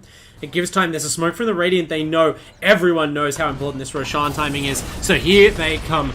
Bin has been playing this game so patiently on this Timber, now leading the smoke towards the pit, playing carefully, not wanting to break it. Now it breaks. The smoke out of Legend Slayer is going to be mistimed. But, oh, Elite just charges up the high ground. Legend Slayer waits a little bit, but Elite, fortunately tanking enough, gets into the backline. This is where he wants to be. This is looking like a good team fight for QUT. They've got their cores in deep, using those BKBs to maximum effect, punching in the damage. Of course, the Radiant cores the BKB as well, so they're not the ones in trouble. But the Warlock is down, and the Lina is unleashing. Celine dies to those auto attacks. The whole team punching the Gyrocopter apart. Brian Din is the next to fall, and now it's a rout. Unfortunately, UNSW, they waited a while for this fight, but they're at a farm disadvantage the whole time, and when they don't have the protection of the base, the additional firepower of the tier 4s, the team fight, it goes back to looking really QUT favored. Elite, of course, running up that high ground fearlessly as he needed to be. The BKB making a lot of difference there, make no mistake. If you had that in the base, I'm sure things would have gone differently, but they reset after that one team fight loss, and fortunately their lead is able to bear it, right? They got a lot of collateral in that first push, and really, it may have been false hope all along for UNSW. They still have not given up, but, you know, QUT, they're not faced by having to, you know, end the game the old-fashioned way. They're getting a good bit of a victory lap in here as they break down the final racks. Still 3 heroes dead, 2 without buyback on the side of UNSW as they set up on the Timbersaw. Griefer hurling the hairball out to try and, you know, take Bin down a peg after really kind of being owned all game by this Timber. And you can see how the BKBs just aren't as valuable on the side of UNSW. They cannot burst down these die heroes the way that, you know, the 3 Radiant heroes are still melting under the pressure in these fights. And now as they respawn, they're desperately fighting at their throne, but really there's no hope of preserving it. BKBs all round as Bristleback taps it down, and you know, poetic finish to a game that started with Griefer absolutely feeding it up, has faith in the team, and ultimately this strategy, this draft proves exactly why Bristol and this kind of gameplay is the way to do it on the patch right now. Really, really strong win for the side of Refugee Esports. They go up 1-0 in this series. Of course, we'll be back very soon with Game 2. It's a replay series, so not much need to wait. Just go and grab a drink. I'll give you all time to catch your breath, and we'll be back in a moment with the next game of this series.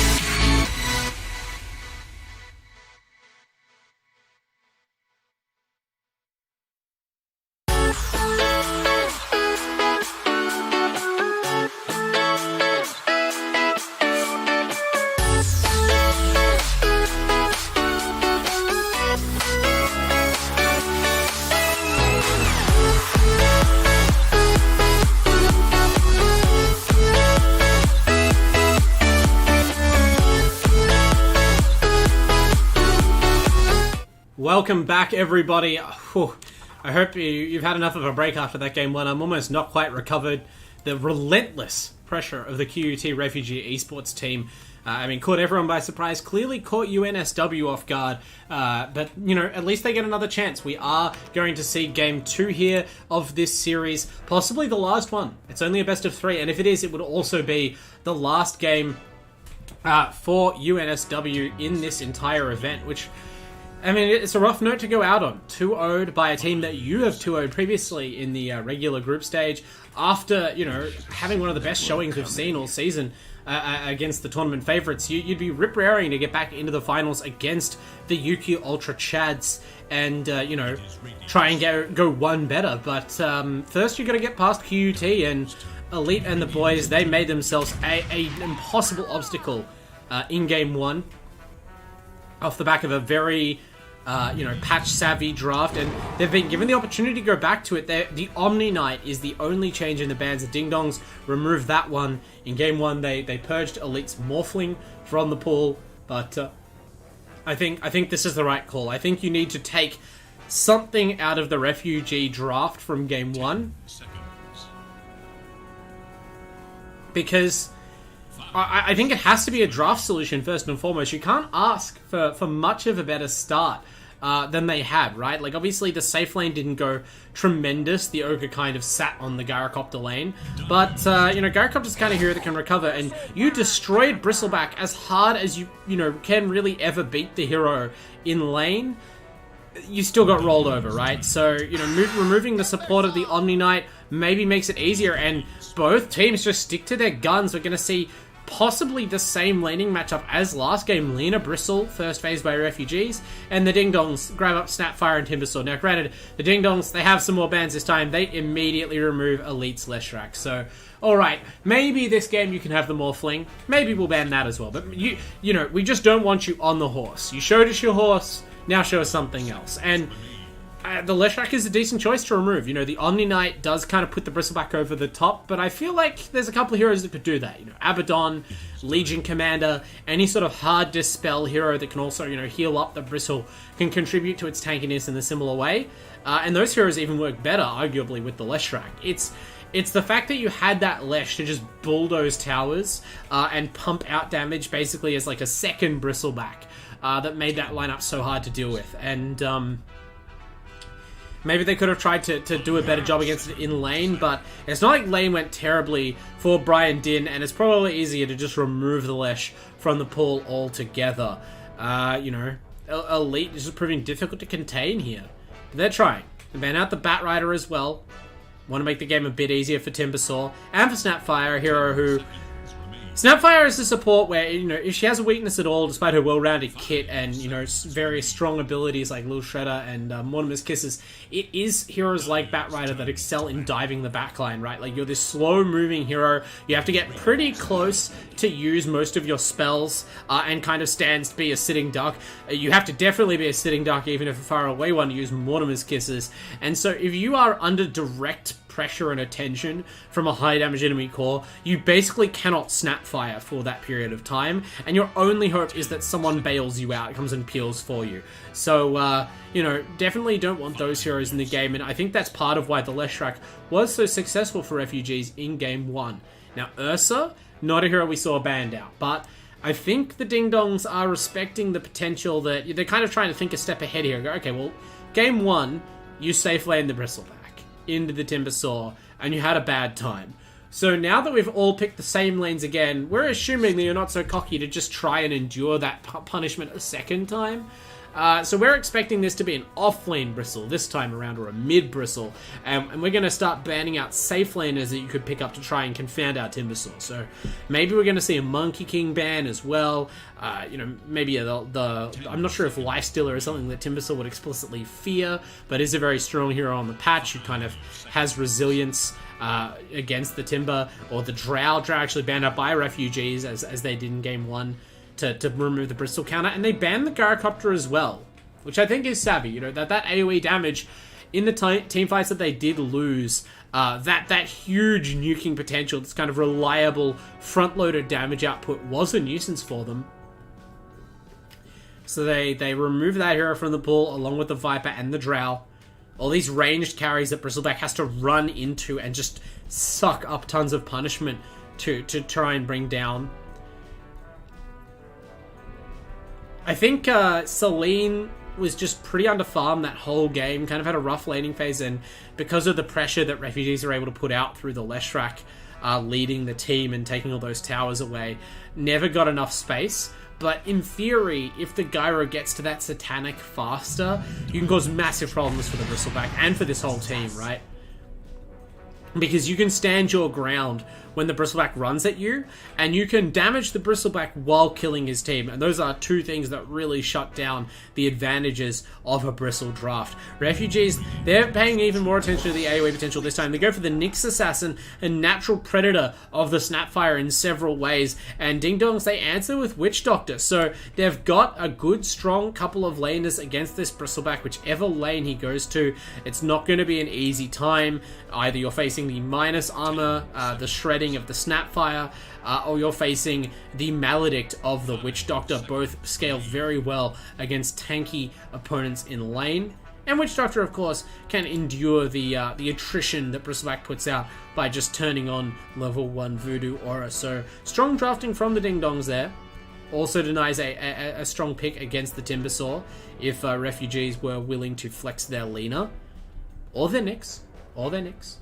I'm pondering, I'm interested to see whether or not this is mid-Bristle or off lane. Because I'm fairly certain we've seen Elite play this hero in the tournament, and mid-Bristle has looked dominant, right? Like, if it's the strongest hero of the patch, if it's the centerpiece of your draft, it is an asset that you can put it in the off lane and still kind of have it fulfill its potential. But why not have it go in the mid lane if you're not scared of the matchup, and just hit that timing even harder, even sooner? Just roll over your opposition. But it doesn't look like that's the case, because Refugees have drafted Outworld Destroyer. Definitely another hero in the Leshrac mold, though not as much AoE and definitely not as much tower sieging. They are going to need a different answer for the buildings. But in terms of sort of mid-game overwhelming damage output, that is what this hero delivers on. Another great, if you have the BKB, suddenly you can just stand and deliver against basically any hero. You crush the Timbersaw even harder than the Leshrac did. Your ultimate can be very scary for any team if you get ahead. And, does scale a little bit, but mostly Refugees, they're just riding this Bristle train, and why wouldn't you, right? Like, I'm kind of surprised the Ding Dongs let it through the pool again after last game, but they are banning the Tidehunter. Tidehunter's strong, don't get me wrong, but, like, surely it's easier to play around the lengthy Ravage cooldown and the kind of medium laning phase that hero, brings to the table, compared to this absurd Bristleback, which you saw how hard it is to stop this hero in game 1, and you're willing to run it back. That is some sort of confidence, but it doesn't come from nowhere, right? This team were quite successful throughout the group stage, and even in the playoffs so far, they have looked strong. They know what they're about, and this time, they secure a hero that was banned away from them in game 1, the Pugner. Really nice answer to the Bristleback. Whether or not you're using that life drain offensively or defensively, the ability to, turbo heal up a hero like Timbersaw just to stay on Bristleback a little bit longer, that can be a difference maker. And the Outworld in particular, as a single target damage dealing hero primarily, does not like to play against a support or a supportive Pugner, right? It doesn't necessarily have to avoid getting farm. But I feel like nowadays people have really adapted to the idea that Pugner kind of life-giving to teammates is a big part of this hero's, toolkit. And, I suspect it's a strong mid matchup as well against the Outworld if you want that. You take away one of the potential tower killers that Refugees could have gone with as well. It would have been a very magic-centric draft. But I wouldn't have put it, past them to go with that. So now, Ding Dongs, they have a pretty easy equation to solve compared to Game 1. Game 1, Refugees were, I think, just sandbagging their mid laner. I think they went back for the Lesh. I can't quite remember. But, yeah, they're waiting on that last pick. This time, they're suspecting it has to be if not the actual offlane of the team fight control hero. And they're also looking for something that has tower killing potential. So ban Centaur, ban Void. But, you know, Void scaling to the late game would give you a clear path to victory. Centaur, obviously the opposite. Famous for killing towers in the early game this patch with just a Vanguard and level 4 return, just walking them down, kind of imposing himself in a way that would be perfect for the Refugee draft, but not available anymore. Whereas Refugees, they remove Slark and PL, just make sure they focus on the carries. Ding Dongs don't wait around, they snap pick the Phantom Assassin. Really nice hero here. Actually surprisingly strong against Bristleback, a hero that does not really have armor. You know, you have Bristleback passive. You can obviously buy armor very easily on the hero, you tend to as well. But PA, I think, can probably outpace Bristle's actual physical resistance. Your Blink Strike gets you in touch with the hero immediately, and of course PA can buy Break in multiple forms. You know, you got to remember that I believe the Fan of Knives Agshard also provides Break to PA, and a great counter to the Outworld as well. A little bit of a struggler against the Nyx Assassin and even the Lina potentially, and Elite makes another tricky matchup for Celine, goes with the Lone Druid. So really nice. I believe this is also kind of a signature hero for Elite. I remember seeing it in previous seasons of the AELUni League. So a bit of a blast from the past here from Elite, showing, you know, using every bit of the history that QUT have in this competition to try and get them over the line here in Game 2. And, you know, if you want to participate in something with a history of winning, definitely check out our headset sponsors, Rig. Whoop. Barely got to check them out there. They are what it takes to win. Some of the best headphones in the business. Of course, they also do a lot to support this competition and these teams. You know, they're just the audio that's designed for competitive gaming and for top streamers as well. All sorts of customizable settings and stuff to make sure you're hearing what you need to in this sort of high pressure situation at high fidelity as well. So we'll get into the game. Of course, all of our sponsors instrumental in making this happen, and now that they've, you know, sort of gotten AEL through another season, we're enjoying some really excellent Dota. Hopefully Game 2 lives up to that standard. We've got, you know, just run down the rosters very quickly if you're joining us. Mr. Sexy CS Deal on the Witch Doctor. Hoping to channel, I can't tell if that's Fly or Artur. Never mind, it's no one, it's some energy player. Apologies to NRG. But yeah, Mr. Sexy CS Deals on the Witch Doctor. Brian Din on the mid. Pugna was as predicted. Pugna mid, going to be quite a powerful pickup here. Assuming the laning phase goes well, I'm not certain how the matchup is against Elite's LD. But Bin on the Timbersaw looked unstoppable in Game 1. Really, really powerful Timbersaw game. Obviously, kind of had to show his skill in picking battles because there weren't many good opportunities, but I believe Bin will absolutely pop off this game given half a chance. Beraldo back on the Snapfire, and Celine really could be the big improver for UNSW on this PA. Just did not really get much of a chance to play a good Gyrocopter game in Game 1. Didn't get the space, didn't have the matchups. This time, got the final pick of the draft for UNSW. Going to have a lot better time, one would presume. Again, teams not really challenging each other on the runes. Bunch of different heroes, all can be out on the top side here for QUT as they look to secure their spot in the preliminary finals in the lower bracket.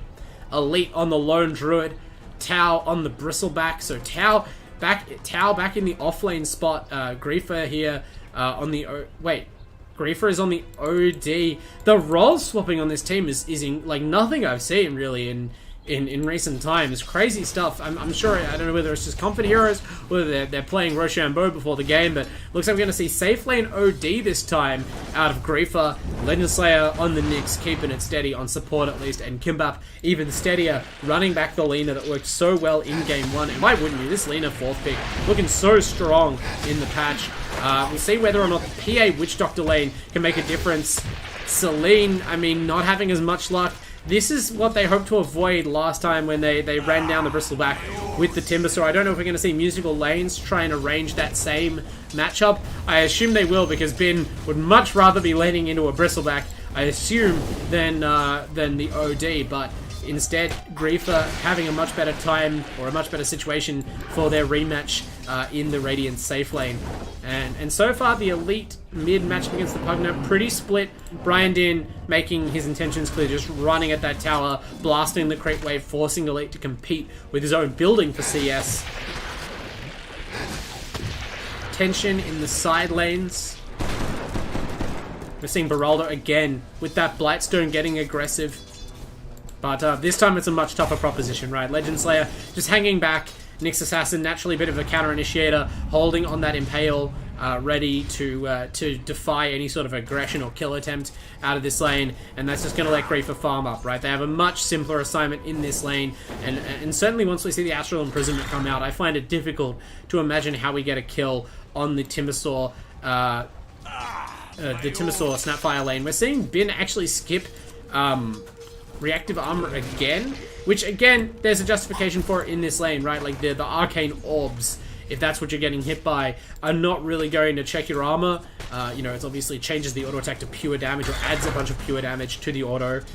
Whereas Legend Slayer and the Nyx is just not going to hit you, the melee attack. So, you know, you can justify skipping it, but at the same time, you're missing out on a lot of regen, right? And in a lane which is much less focused on all-ins, judging by how these first few minutes have gone, even being able to stack up the armor by getting creeps to hit you would buy you a lot of gold worth of regen effectively. So, you know, hopefully we'll see that soon. Now it looks like they're trying to at least use some of these nukes that Bin's doing, but he's just copying very, even light trades, just everywhere it's convenient. An Arcane Orb here or there is wearing the Timbersaw down. And again, without that reactive armor, does not have his usual in-lane staying power. So, interesting stuff.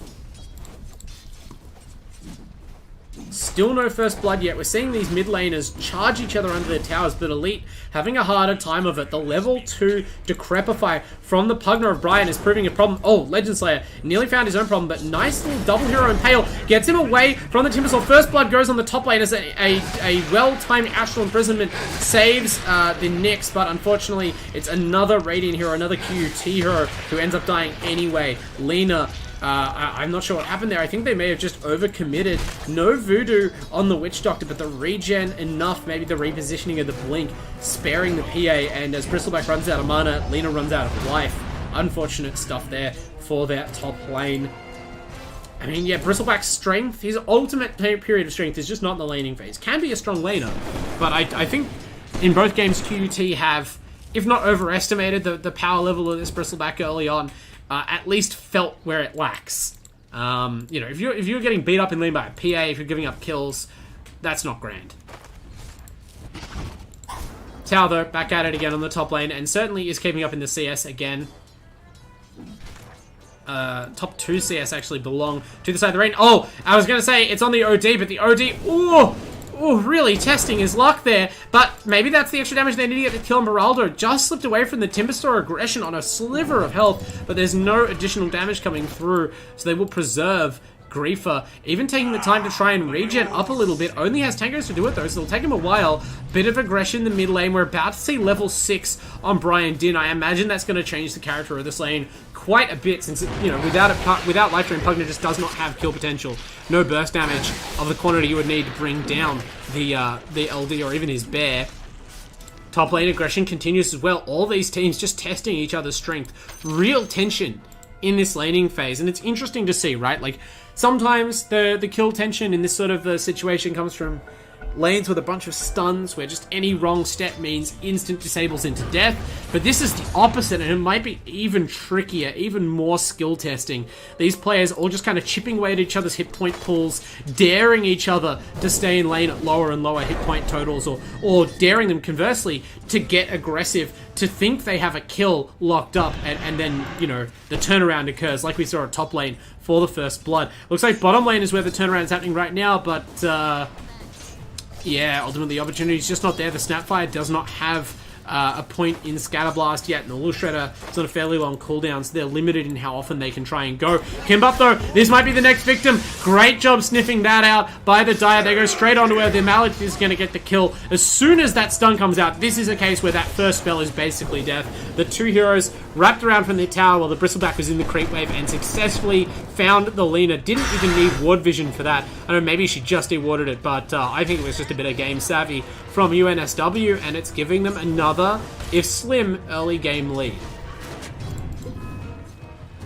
Brian Din, again, kind of just been trading farm in the mid lane with Elite. 23 CS on the Pugna, 22 on the LD. LD slightly ahead in denies overall.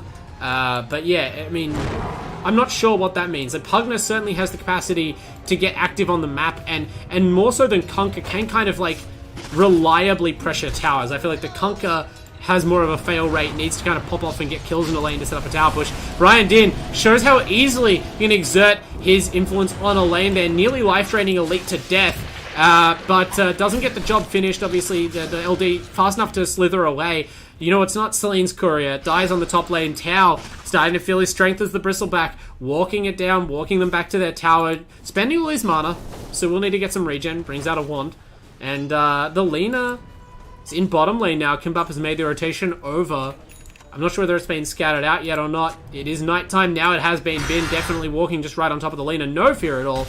And Kimbap pump faking the LSA. Doesn't want to commit to that, but maybe should have. Okay, now turns around. Obviously, you have to be careful of the Timbersaw, but now you're not careful enough. You just give them the opportunity to do exact... I'm not sure why you would cancel the LSA and run out of position the first time, only to offer yourself up to the cookie combo right a second later, but that's what they do. Maybe it's that nighttime vision playing tricks. Baraldo sees the opportunity, you know, won't let you live if you give him half a chance. And Brian Din and Elite testing each other in the mid lane. Elite close enough to that life drain to cancel it with the Roar. The Savage Roar from the Bear coming out and driving the Pugna back. But of course, you know, the forced retreat means that there's not much follow-up damage. The Bear, even in melee form. Actually, Tau on the top lane might be feeling the wrath of the PA, and Mr. Sexy CS Stills gets the kill away from his carry there. You can't control that one. That's just Maledict for you. What's important is that the Lonely Bristle is getting punished, and the rotation that allowed that kill actually just resulted in a feed from the leader. Now Elite, speaking of feed, tries to push Brian Din under the tower, but there's no Savage Roar cooldown available, and so there's just a teleport over from Bin. Has to retreat under the life drain with no way to cancel it. Oh, that Timber Chain! That would have been the kill. A massive kill goes wanting, and so it looks like Elite is going to get to slip away, despite that maybe ill-advised dive. In fact, he's self back up, not even leaving his party, has a Mask of Madness on the Bear, and maybe it's Bin who's overextended, and this is only a level 4 Timbersaw. The chain rip from the Bear. Oh, great Decrepify. Brian Din with just enough mana, and uses that effectively as possible, saves his carry after the Lina nukes have come out. They did not think about, or just you can't really play around it, but they were hoping to finish him off with those last few autos, and the Decrepify saves his life. No such save seems to be in store for this Bristle, though. Tau sticking around, didn't learn his lesson the first time, and I mean,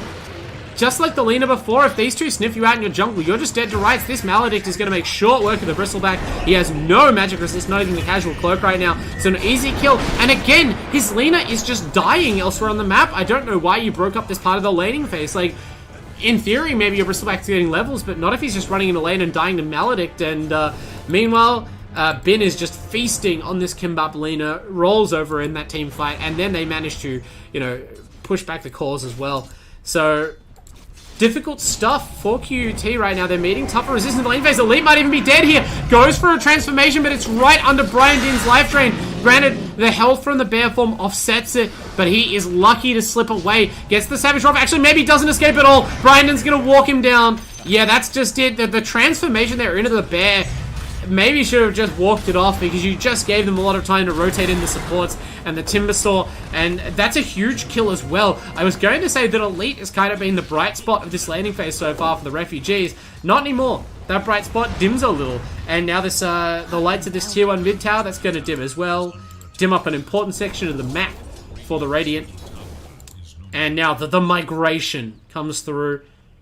Mr. Sexy CS Deals just casually walking straight under the Radiant outpost to place those wards. He's going to instantly dewarded for that one, maybe just forgetting it provides vision or hoping they weren't looking at the minimap, but far from the focus right now. They have their eyes set on this OD and the tier 1 tower. They're going to get the first thing. Maybe this prison can protect you from Maledict, but you've taken a lot of damage already, and no, they put the Charcoal Mountain room, so they're making sure, but you're going to bring down Moraldo into the grave with you, throws out the Sanity's Eclipse to make sure that it's a trade of some kind. But we're definitely feeling UNSW for the first time this series take control of the tempo of this game, and QUT are just not really reacting very well. Legend Slayer just kind of hanging around in range of spells. Now Elite hanging around in range of spells. What's happening to QUT here? They're just extending the opportunity to kill them. Maybe Elite was waiting for Tau to come in, but they have not lined this up. And this Bristleback runs in after his teammate has died. Okay, that one worked out barely. His wand is still on cooldown, but he has just enough hit points in the tank. The Brian Din's uncancelled life train ends up just killing Din on the Timbersaw. A little bit of harsh words maybe have between teammates there. And eventually this super chaotic team fight does result in kills on the Pugner and the Witch Doctor, because the respawning QUT players are able to come back in and finish them off. I can't really say I think that was like tremendous game planning from the Radiant, but overall that fight recap seems to indicate the gold swing was in their favor. I mean, maybe the first game was where we see clean execution, and now this is where we see the desperate, grubby side of finals Dota. Things can get messy when the pressure is this high, when teams are playing, you know, to stay in a tournament that they've come so far in, and definitely that's the case here. It seems like Elite, even, who played so cleanly in game one, only taking a couple of deaths on the whole, really kind of catching himself out there in a bad situation, and might be in another one here. Celine, he won't be afraid of this pair, but as soon as she blink dives, you know something's going on, and again, transforms into the bear form. It's worth a lot of health, but you know what else is worth a lot of health? Just getting out of the way. Tanks a ton of magic shred, and it's only that Savage Roar that allows you to preserve yourself. I guess that by itself kind of justifies the bear transformation. If he did not have the resummon, he's able to save his own life with the fear there, or at least buy enough time for Tau to come in and save his life on the Bristle. Does have that important hood up now, but not all of the Radiant heroes are quite caught up on their magic resistance yet, and that is the death of Griefer on this OD. Legend Slayer, fancy footwork on the Nyx, runs under the Tau to evade. Vendetta's back out. They don't have reveal down for him, so he's standing behind them, but I don't think we're going to see a rotation. It's going to be a tower trade instead. He might hope to, at best, cancel a TP or prey on the last hero out here. Not sure what they're going to do. Still half a Vendetta left. Somewhat dangerous for Brian and CS Steals in particular.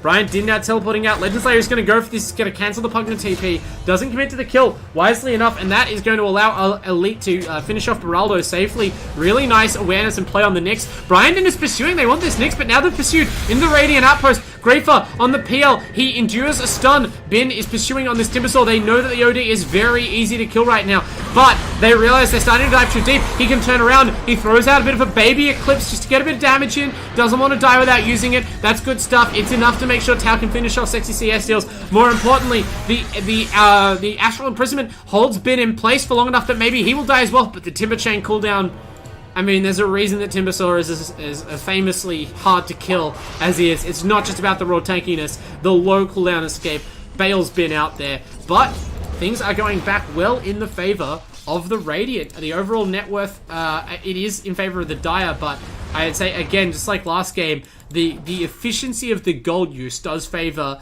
at this time, the QUT cause, and that's what we're seeing kind of play out in the fights. Brian Din, obviously, you know, a lot of his efficiency and his use as Pugner is against buildings more than heroes. As a core, especially prior to having this Ags up and even a BKB, he is not going to be able to just freely unleash his damage output. Later on, I think maybe we'd be surprised at how much this Pugner is going to do in the game, but for now, I don't know whether UNSW should necessarily be taking fights.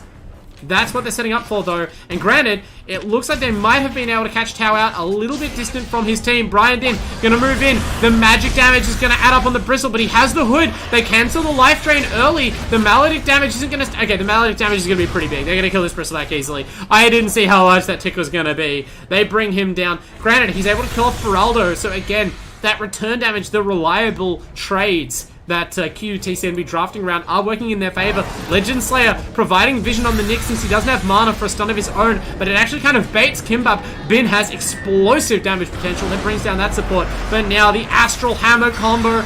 Bin is in trouble. He's going to fall away a little bit. Legend Slayer, he's forced to chase back. He's being chased back by the Death Ward, but he's doing a great job zoning the supports. His team are trying to pursue Timbersaw. That didn't work out for them last time, and now they may find themselves caught out by Celine, or even this courier carrying important items for the Lone Druid could be a victim.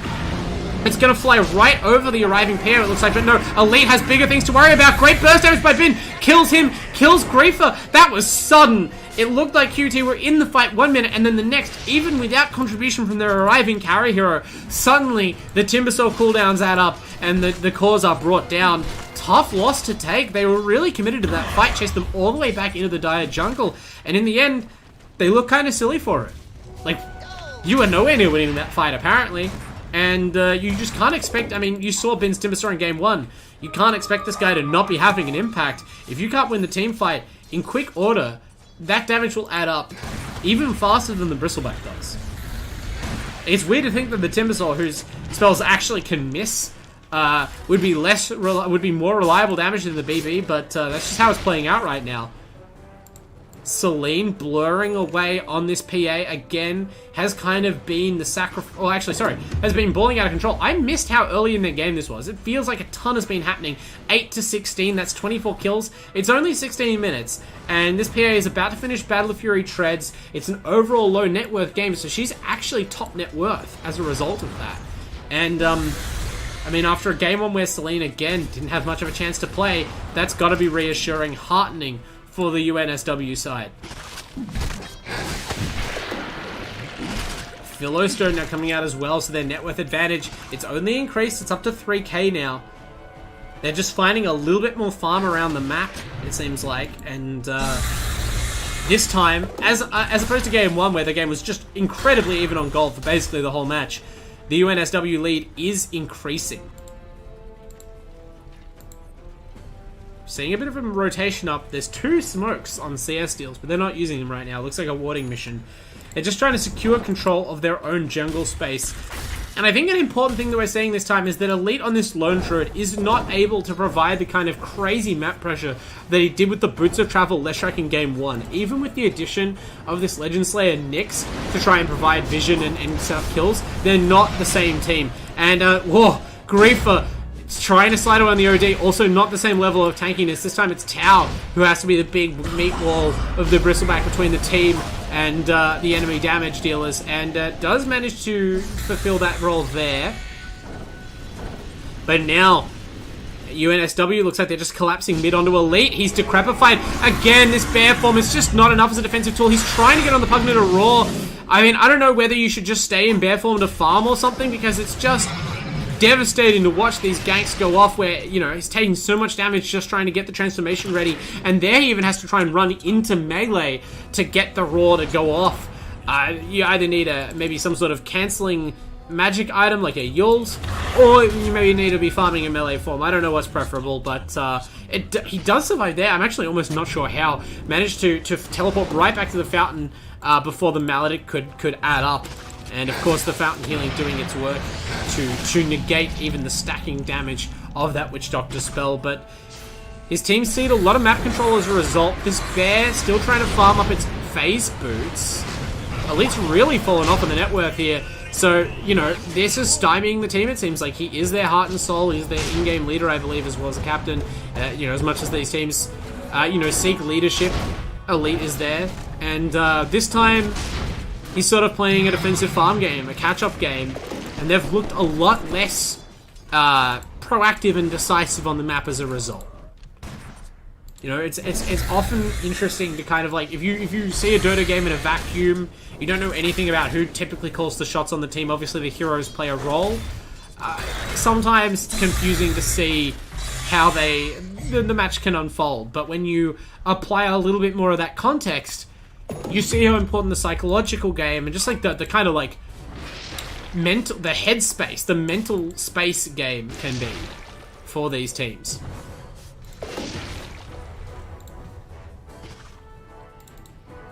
Celine has that BKB finished, now halfway or over halfway to a Desolator, so just kicking ass on the PA right now. Top 3 networks in the game, all dire cores. It's kind of interesting. There just has not been a lot of farm to find, and Elite, he's the one being constantly pressured. Been on the Timbersaw, I mentioned how much I'd like to see him get aggressive in this game.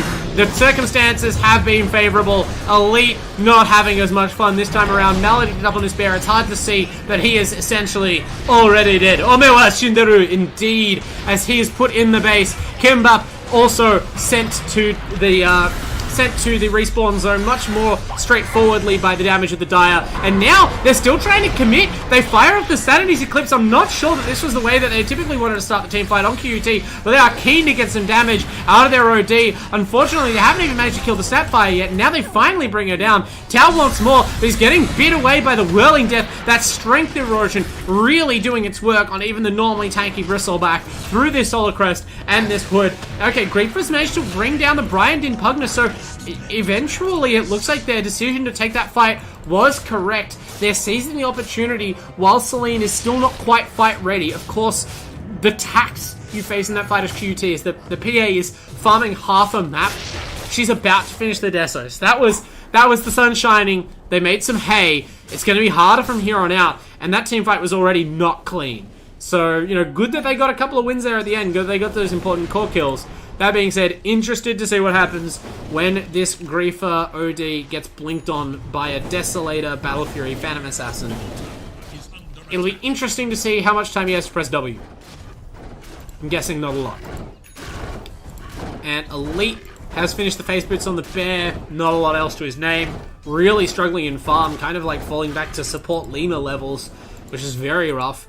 The Pugna, you know, not having a terrific time either, but Brian Din doesn't need as many items, and also kind of just rocking a whole Octarine core. He's finished this build up on this item, and that's going to make him much harder to kill than, you know, Elite's hero, who's walking around in literal brown boots and branches, like a cuddle support in 2007.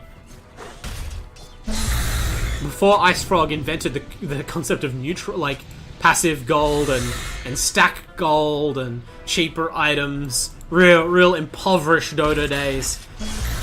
We're not used to seeing that anymore, but, you know, we're struggling to find farm here on the Radiant at times. And this is what happens when you have supports. These cores don't flash farm, right?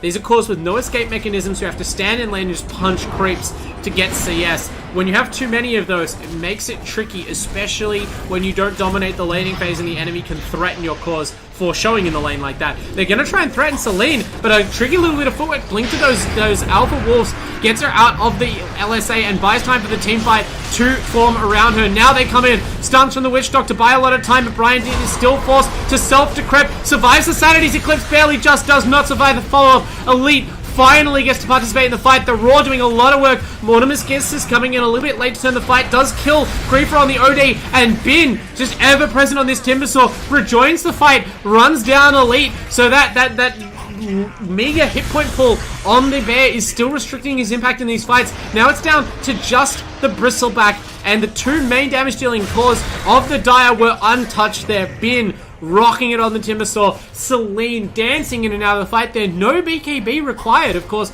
Does have that queued up now, but that just showed that Celine, you know, has the wherewithal and enough space in the fights to do all the work you need out of the PA without even requiring the magic immunity. I worry what these fights are going to look like when you have the Aegis available. Now, I imagine they're giving it to the PA. I almost wonder if you're going to do this, whether you maybe play a little bit greedy. You're so far ahead, you could try and complete an Aghanim Scepter or some other item on the PA prior to the BKB. It hasn't necessarily felt like she needs it so far. Granted, they're trying to contest here, but the Aegis is already gone, so this next Assassin, Legend Slayer, is just dead meat. The Laguna Blade goes down on the Timbersaw. Bin doesn't mind tanking that up. There's no further damage coming through. Just an awkward fight. The PA, okay, well, this is one way to spend your Aegis. Celine committing super hard into the Meteor Hammer. It looks like the dot's not going to kill her, though. The regen aura from the Witch Doctor and the Snapfire's regen headdress. Actually, I don't know whose headdress that is. But regardless, it's enough. It keeps Celine alive. The Aegis is not expended. There's no live steal, but you got Mr. 60 CS steals just standing by the side of his carry. Healing her up with the level 1 Voodoo Aura. Efficiency gaming. Celine now dives in onto Elite's bear, and that is one thing that this PA will always excel at. Chopping up the bear. You know, even if this were a better Lone Druid game, you would see this hero's efficiency kind of hard capped by the presence of cores like PA, like Timber, like Pugna, and the fact that Elite is struggling already on farm, even before we really see those dynamics come into play, is worrying for a team where he has consistently been the best player on their wins. So, someone else going to have to step up this game. Current highest net worth is the core Bristleback, as you would expect. Tau does have the Eternal Shroud now, building into a BKB next. That is going to be very important. But I still feel like the Bristleback is going to be a lot of food once Celine decides to move over and grab the Silver Edge. That's an item that you could have potentially prioritized over the BKB if you're feeling greedy, but they're not. And I mean, at 8k net worth ahead at 25 minutes with the 3 highest net worth in the games, why would you? May as well just play a conventional game of Dota, make absolutely certain nothing bad happens to this one pos PA, who's been having a delightful game so far, and really just bide your time until you are ready. Certainly, you know, Pugna, maybe an early game core on the whole, can scale. Has a BKB queued up now. I'm not sure whether that means that the Ags has been put off. Does seem to be the case. Has the Dagon in the quick buy for after that. I don't know how much of a meme that is, but that would certainly be interesting. I mean, it's not a terrible game for it. Lots of squishy heroes on the side of the Radiant, including this Lone Druid. Including both their cores, really. Griefer nearly has the BKB prepared on this OD. But I mean, right now, this is a team in crisis, right? Like, they can't take an objective because their only tower hitter really is this crippled Lone Druid. Poor old Elite having a rough time of it. And they're just not well cut out to being on the defensive. They do not have tremendous counter initiation. A little bit out of the save from the OD, the Sanity's Eclipse, and the Nyx Assassin. Other than that, things are awkward, and you're seeing just how awkward it finally had to happen, right? Just the escalating running gag where Elite just transforms into a bear to gain access to the Roar and almost dies by just the time the transformation finishes. That time, thanks to a double damage Desolator PA, actually just explodes. No chance to cast the Savage Roar at all, and it's just kind of brutal to watch right now. There's not a lot he can do. Brian Din is so confident he's actually completely in a different lane to his team, sieging the tier 3 tower with that the blast from the Pugna, the Nether Blast, but actually now Celine and the rest of them kind of see the idea. They move onto this tower. Desolator PA is going to chop this down so fast. It's already dead before the Radiant Heroes, the QUT team, can even get onto the tier 1 at top lane. This is easily a lane of frags. Could be more even.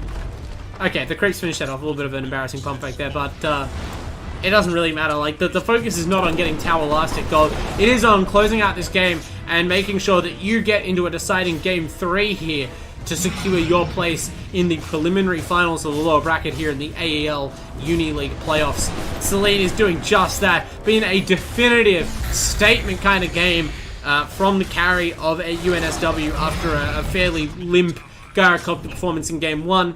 Much better draft on the whole, did a lot better job of shutting down what we saw from QUT previously. And now, the fruits of their labor are being reaped, plucked from the tree. They're low-hanging, they're ripe, they're delicious, and Bin, I mean, I can't say that he had a limp performance to improve on from game 1. This Timbersaw has looked crisp both games, but it is doing a lot more damage in this one now that his team are ahead. Just zoning them off the base right now. Like, they can do nothing. Legend Slay just throwing out a couple of impales. They even cookie the PA forward, and, I mean, who knows whose banished that could have been. Obviously, it was the Radiant. Does buy time for the Sanity's Eclipse, but I don't know if that even damaged the PA. Certainly didn't stop her getting out. Yeah, Celine just at full hit points, jumping all the way out of there. So, this OD hero is having a hard time of it. Kind of countered by the Pugna, it feels like, for most of this game. And that's your safe lane hero. So, you know, contrast this OD to this PA. They are not the same. I think a little bit of it comes down to the meta, right? Like, there's no obvious buffing heroes on the side of the die, but if the metagame is sort of focused on lumping your damage output into very powerful cores, the fact that your PA plays so much better with your Solar Crest, you know, still an important item pickup even after the nerf. The fact that you have this heal, these glimmers and stuff for her, she's just a much more potent hero to try and enhance in that way. You don't really have things like Bloodlust or the sort of the strong saves, the magic immunities, you know, something like the Legion Shard or the Oracle False Promise that are super powerful with the damage output of the OD. And as a result, there's just not as much of a showing out of the Radiant cores as the Dire ones, or even from what we saw from QUT in game 1. Now we have to see how well they can orchestrate a miracle high ground defense. Check out the Roshan, obviously it's not there. But I don't know if they need it. Hasterin up on the PA even, so Celine running around hasty and blurred, hoping to find someone behind the tier 2, but obviously I think QUT understand the severity of this situation. They're going to make one more stand on their high ground. Elite taking a little bit of a moment to farm out the bottom lane, desperately trying to finish another item. Has what looks like a nullifier queued up, or a divine queued up there. I'm not sure whether it's half of one item and a nullifier, but I suppose I wouldn't blame anyone for building a divine in this sort of situation. I don't think it's going to work out for you. Much less solid than the Garakot to pick up last game that was planned. And now, even Elysia Courier, it flies directly over Bin's Timbersaw. That is rough as guts. Elite has not been able to catch a single break in this game too. Some of it debatably could have been, you know, prevented or avoided, but I mean, this is just the pressure that's on you, right? As you fall progressively more behind. As your team's like important core, you just have to take more risks to get the farm. Tao, you know, maybe the only one who can afford to run out like this and try and create some space. We're gonna put his tankiness to the test. Briar Din, the decrep, the life drain, the maledict, all of this magical damage just adds up on the Bristleback through the... They're trying to overwhelm Eternal Shroud, which is, you know, not something that's seen done successfully often, but there's so little backup right now. They're not really punished for just burning spells on the Bristle this way. The Radiant's not confident to take a fight there, even though they're able to smuggle Tao out as the BB. Now, with a BKB available all 9 seconds on the Pugna, has an Arcane Rune as well. He's Nether Blast, gonna siege down the tower in absolute safety. Celine, under no pressure to commit, doesn't have the Aegis right now, doesn't want to break this beautiful 5-0-8 game. Keep a clean sheet till the end if you can, and keep that morale rolling strong into game 3, because if they do win here, UNSW, that is what they're earning themselves, a chance to run it back in a third and deciding game.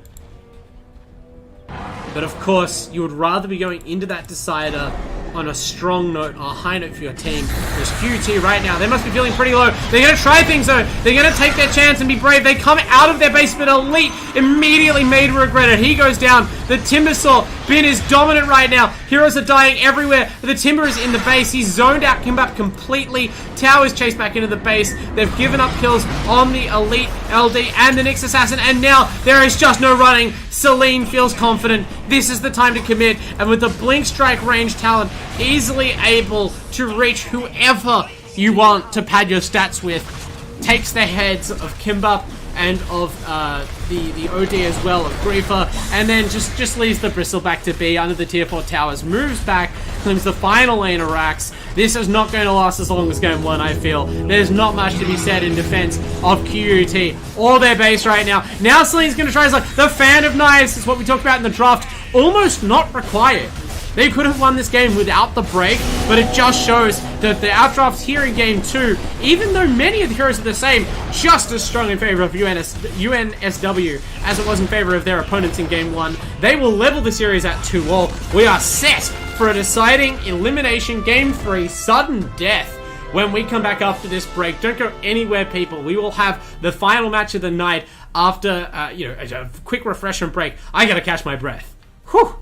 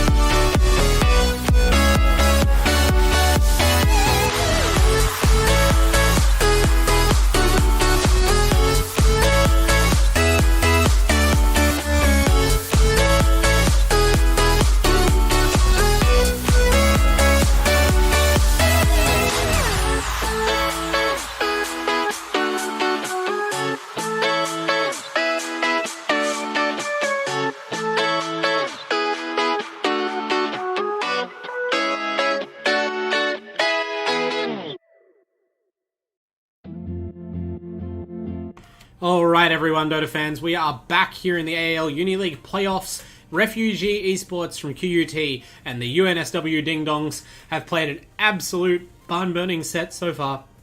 Sorry, I've almost lost my voice. Almost choking on my anticipation for this Game 3. This will decide who stays in the tournament and who goes home for good. It's going to be an absolutely heartbreaking match, obviously, for whichever team is defeated, but at least they can, you know, kind of be satisfied that they've put on a hell of a show tonight in defense of their tournament lives. However, let's not wait too long. We have the replay here for Game 3, all ready to rock. Ding Dongs and Refugees. The draft last game was so interesting. You love to see a series like this. Game 1, classic patch draft from Refugee Esports. Elite leading the boys as a Bristleback and Leshrak romp through the Ding Dongs team and base. But then in Game 2, despite getting a lot of the same heroes, including that Bristleback, the Ding Dongs just kind of stopped them dead in their tracks, just found the key points, the Jenga blocks to pull out of the tower, and the Refugee Esports team crumbled as a result. So, Game 3, I'm interested to see which it'll be. Tidehunter, just first ban every single game. Ding Dongs, obviously, they're not changing a winning formula. They ban the Omni Knight and Tide, just like in the first game. Refugee Esports, they finally changed one of their first bans. They've been banning Oracle Grimstroke. Now they ban Oracle and Snapfire, the Snapfire that the Ding Dongs have preferred for Beraldo. And instead of banning the Grim, they pick it up themselves. They open the Forbidden Vault, and they pick this crazy busted support hero. I mean, Grimstroke is just busted. You can play this core if you want. I don't think that's what we're going to see. Obviously, it's one of those series where it's like, if you can play it anywhere, why not play it as support? But, just the spell damage potential out of the Grimstroke, the chain disables, the little intangibles, like the fact that, you know, this is the silence in the game that you can't purge off easily. You can't, like, Manta this. You can't fix this, except by killing it or BKBing or I think using yourself. You know, it's just, a lot of heroes are annoyed to death by Grimstroke, and the ones that aren't are just killed on the spot by sick nukes once you take the Phantom Embrace damage talent, the shard to amplify the E, any spell damage item you want, the late game illusion of yourself. Grimstroke just brings so much to her side, and Refugee Esports have secured that with their first pick. But the Ding Dongs, they bounce back, they grab Witch Doctor Tusk. So no Snapfire, and instead they substitute it for a similar hero. I really like this change. Obviously, you don't have the massive AoE potential of the Mortimer's Kisses, but you do still crucially have that combination, you know, of offensive and defensive mobility and control and early game sort of sturdy damage dealing. You know, maybe you even see the Blightstone pick up for the laning phase as well. I'm not sure if it'll be Beraldo playing this again, but most likely, you know, can play that with similar aggression and similar partners. The Refugees have got that crucial sort of first-last pick that I keep talking about, which we'll come up with a good name for it eventually, one of these casts. But yeah, looking like they have a lot of options open to them. Witch Doctor Tusk is about as much of a blank slate as you're going to get. You are aware that they have two kind of slow-moving disables, though. Wyvern is an interesting choice. So obviously, you're resilient against the Death Ward and the tag team there, but you are leaving people open to get hit by a Maledict or set up on by a Snowball if you're, you know, if you're not using the Cold Embrace to protect people against that. Obviously, Winter's Curse, also pretty good against Snowball if Tusk has any teammates you're going to try and bring along, but I don't think that's generally why people pick the Tusk, especially anymore. Wyvern always a strong hero, always on the fringe of support pickability regardless of matchup though, so Refugees secure that one for themselves. I don't know if I've ever even seen a double Winter's Curse with Grimstroke, Soulbind, and Wyvern. I don't know if it'd be particularly effective. I guess you do have more effective range on the curse, is much more likely that just everyone on the team is kind of like ground to a halt, either frozen in place or taunted. But yeah, an interesting support hero from the Refugees. Gonna want strong laning cores here that can stand proudly in the creep wave in front of these supports, because both of them bring a lot of damage, both of them have fair fighting ability. They just don't want to walk forward and have to lead that fight off. So maybe this is something the Ding Dongs can ban around or can kind of look to counteract in how they draft their lanes going forward. Since they at least have a bit more flexibility, I think I'm more likely to see this Tusk as a core than any of these other heroes. Although Grimstroke and Wyvern not out of the realm of possibility that they could be offlaners, perhaps even a mid if we're really feeling daring. But I don't think Grimstroke is elite style.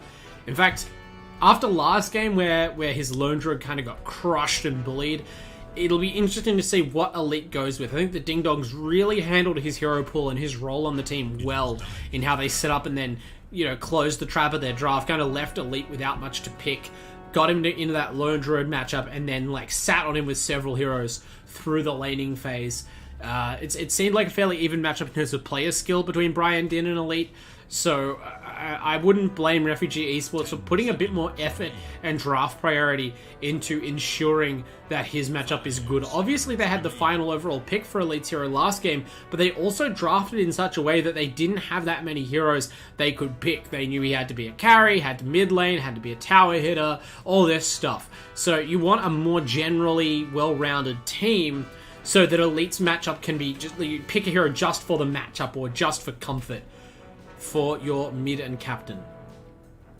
They ban out the anti-mage, which is an interesting choice. I mean, strong against both these supports, obviously, with their single target disables and sort of all magic focus. Bans out the Pugner as well, that gave him such trouble in game 1. Fair enough. Ding Dongs, back to their usual stuff. Oh, actually, no. That's not their usual bans, right? These are the bans we've seen from Refugee Esports. They remove the Viper, they remove the Slark, and since they have the first pick after this last ban, we can imagine that this pick is going to be Bristleback. They banned out the Timbersaw as well, and there it is. They get their hands on the Bristleback. Game 1, Bristleback victory, very dominant looking. Game 2, Bristleback defeated, even though the hero pick looked stronger, did more in the game. It's been an interesting night for a hero that I would have, previously characterized like one of the strongest of the patch. Both teams have shown that they know how to at least give it some trouble on the map. First, in the first game, sort of on a micro level. In the second game, more of a macro level, punishing the Bristleback's team, denying him the chance to really make best use of his timing. What I wonder now is, can Refugee Esports do the same? Like, they haven't got the Timbersaw available to them. They go with the Necrophos. Woo! Reaching deep into the bag of tricks. Not a hero you see a lot on the patch, even though it does kind of gel with the typical strategy of picking tanky strength cores. The Necrophos there, so remove the timer bar for spoiler reasons. Necrophos, I mean, you can cut through the hit point pool of the Bristleback with the Reaper's Scythe and the Heartstopper Aura.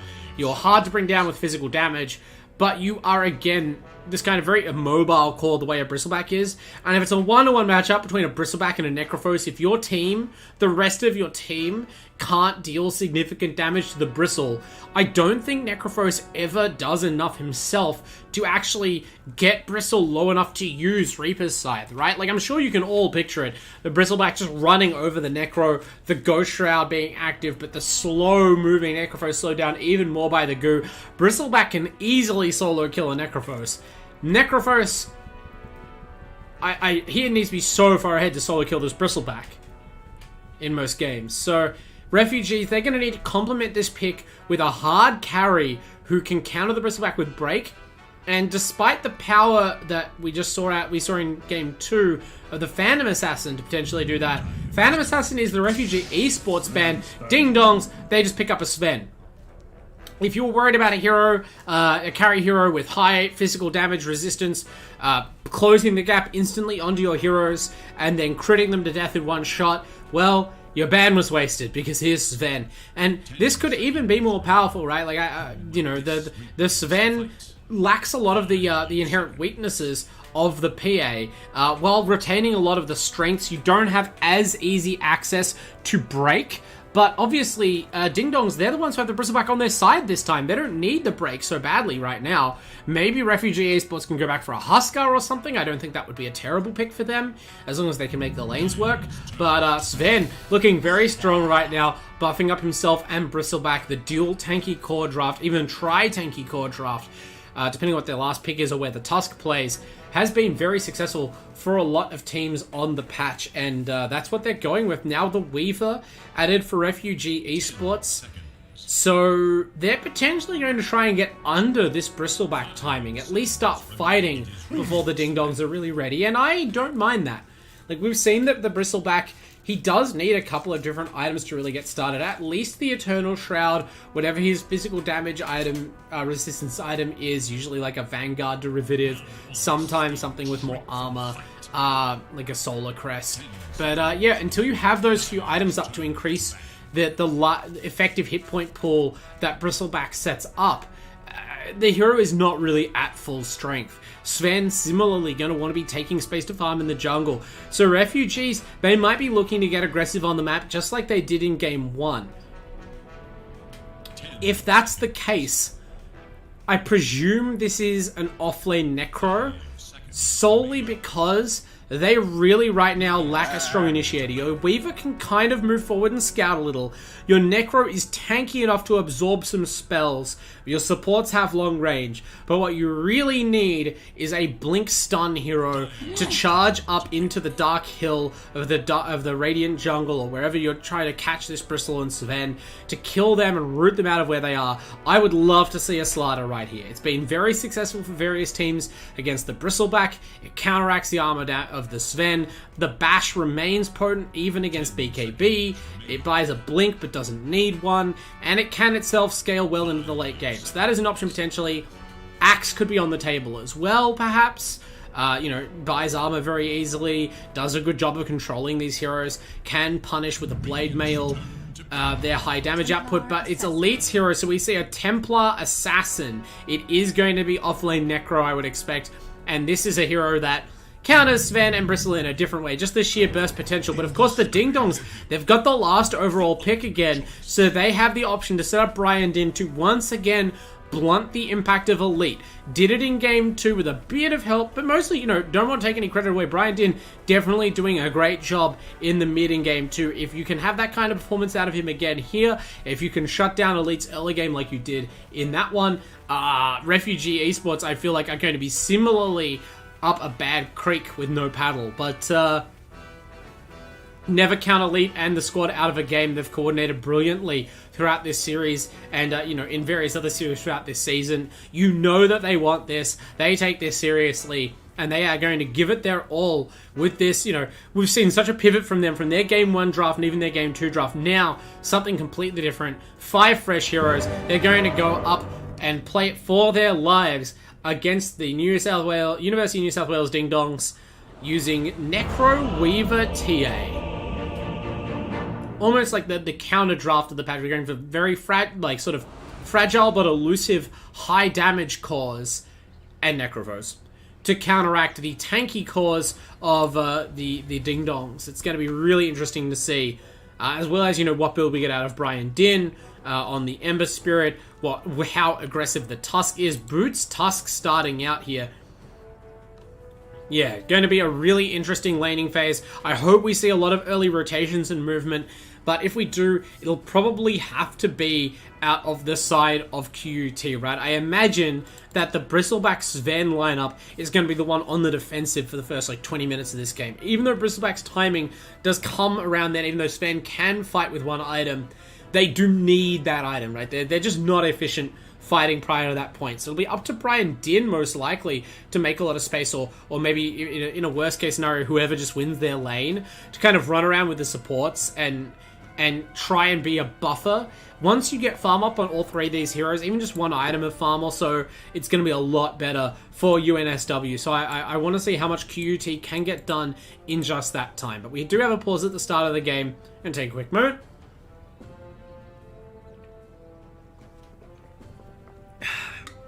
Take a swig of refreshing water, but of course, I wish it was Chatime, the Rolls Royce of bubble tea, as my partner calls it.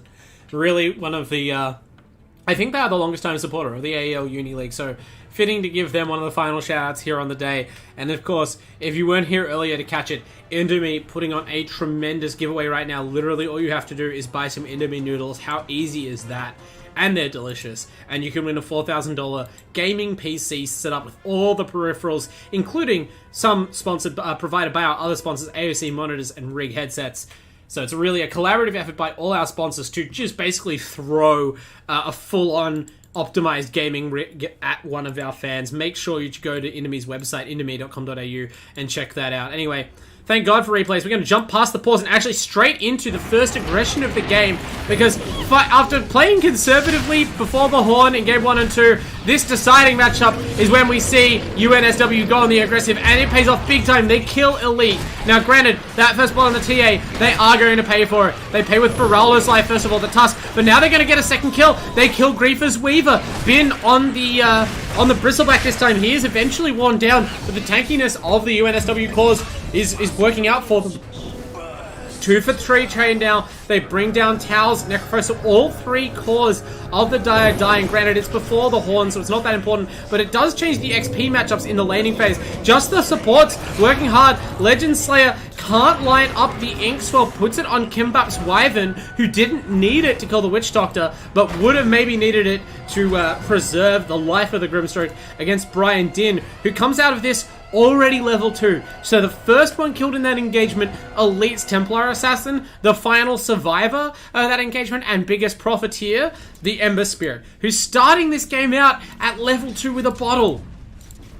I mean, we often take pains on the cast to reassure people that these pre-horn fights are not the most impactful things in the world. This is about as big an impact as it can have, right? You're going to a crucial mid lane matchup. Both of these heroes vitally important, dictating how their team plays and who sort of has the ability to set the pace of this mid game. And one hero just gets an insane leg up from the get-go.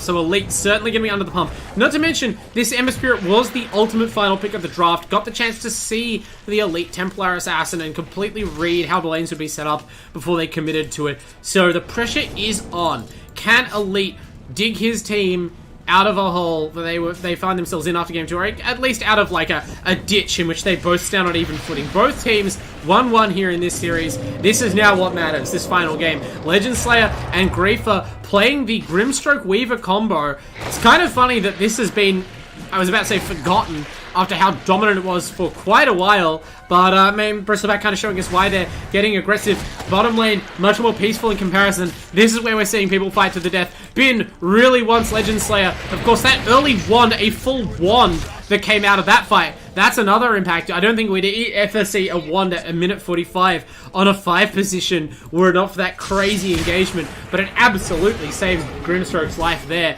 The heavy return against the level 1 or level 2 Grimstroke spines. Yeah, sorry, Bristleback spines. Level 1 spines, 25 damage each. Charge from wand, 15 health. You can do the math. Plus armor, it's not a lot of damage actually adding up on the Grimstroke, even with the stacks. So on the bottom lane, it's actually Celine and Sexy CS deals who come out worse off in these trades. Kimbap has no target to fire off the Splinter Blast there, so cannot stop the Sven from salving. That's a bit of a bitter pill. That's most of that harassment gone. But, you know, at least they're trading well in some of the lanes.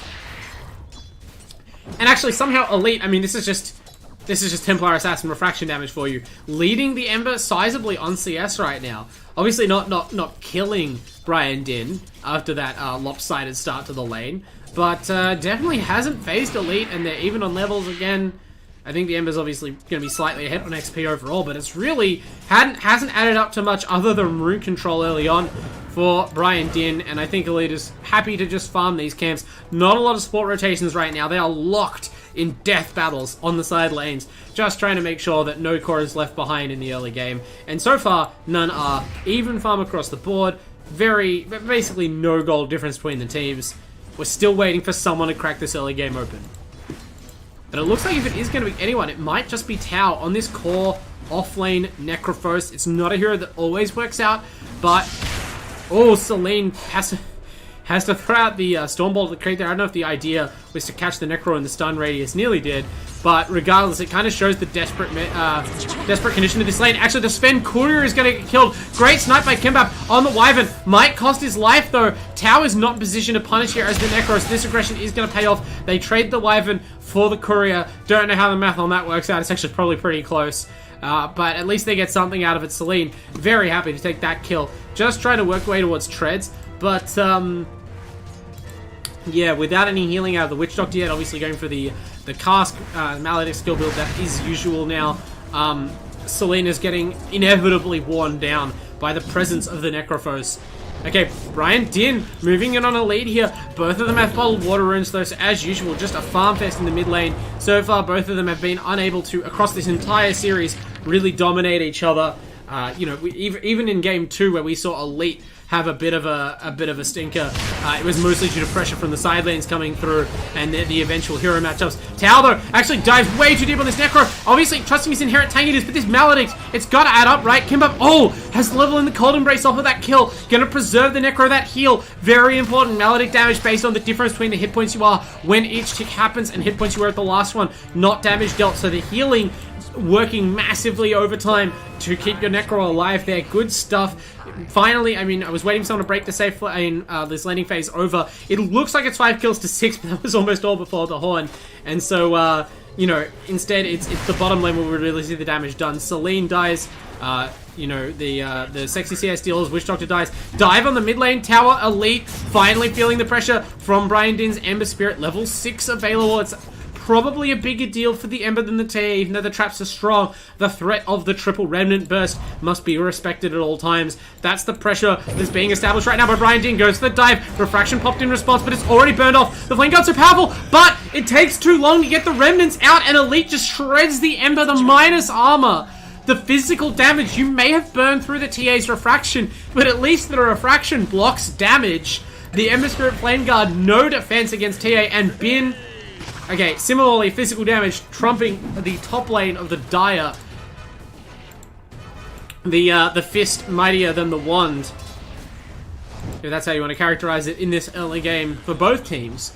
But Elite, what a turnaround. What a performance so far. I mean, obviously very comfortable in the matchup, but still, you would have had to be a little bit worried when you walked into Lane City Ember just rocking a bottle in level 2. Instead, Elite solo kills Brian Din, keeps pace, looks like he's TP'd back to base, but he's TP'd bottom and picks up a haste rune. So, I mean, I don't know. If I was Elite, I would maybe sniff the potential for a dive here on the Ember. The Ember's going to realize the rune was taken, maybe figure out that TA hasn't left.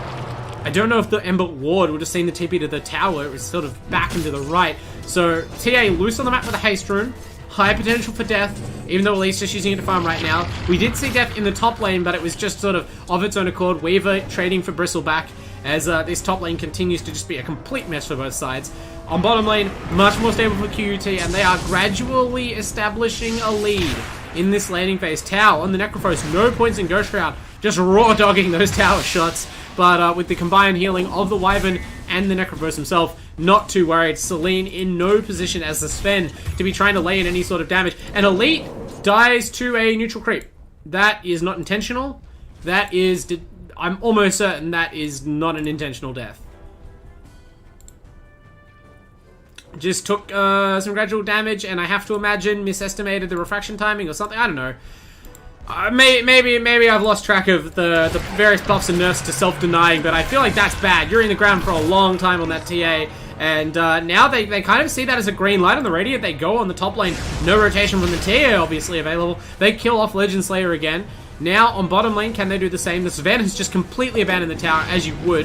I think that's the Treads coming online. No, not even Treads. Just the God Strength. Celine is so done with this lane, unable to even get onto a creep safely, it feels like, against the Wyvern Necro combo. The Witch Doctor support just not lining up well here.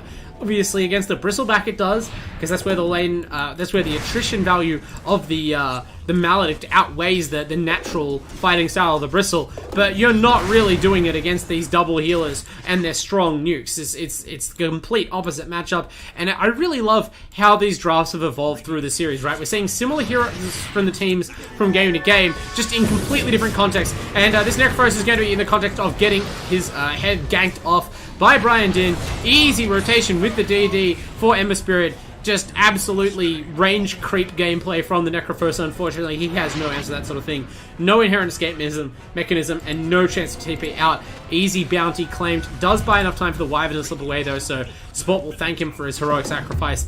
as Elite sets up on the tier 1 tower, tries to make that a heroic sacrifice for Brian Din, punish him for that rotation, but even the TA needs some time to clear it away. Not a ton of minus armor yet available. And of course, wants to be respecting this rotation. Can you slip away from the snowball far enough? You can't. Elite trapped in now by the shards. Brian Din is somehow, inexplicably, still rocking a DD. Finally gone there, thank God.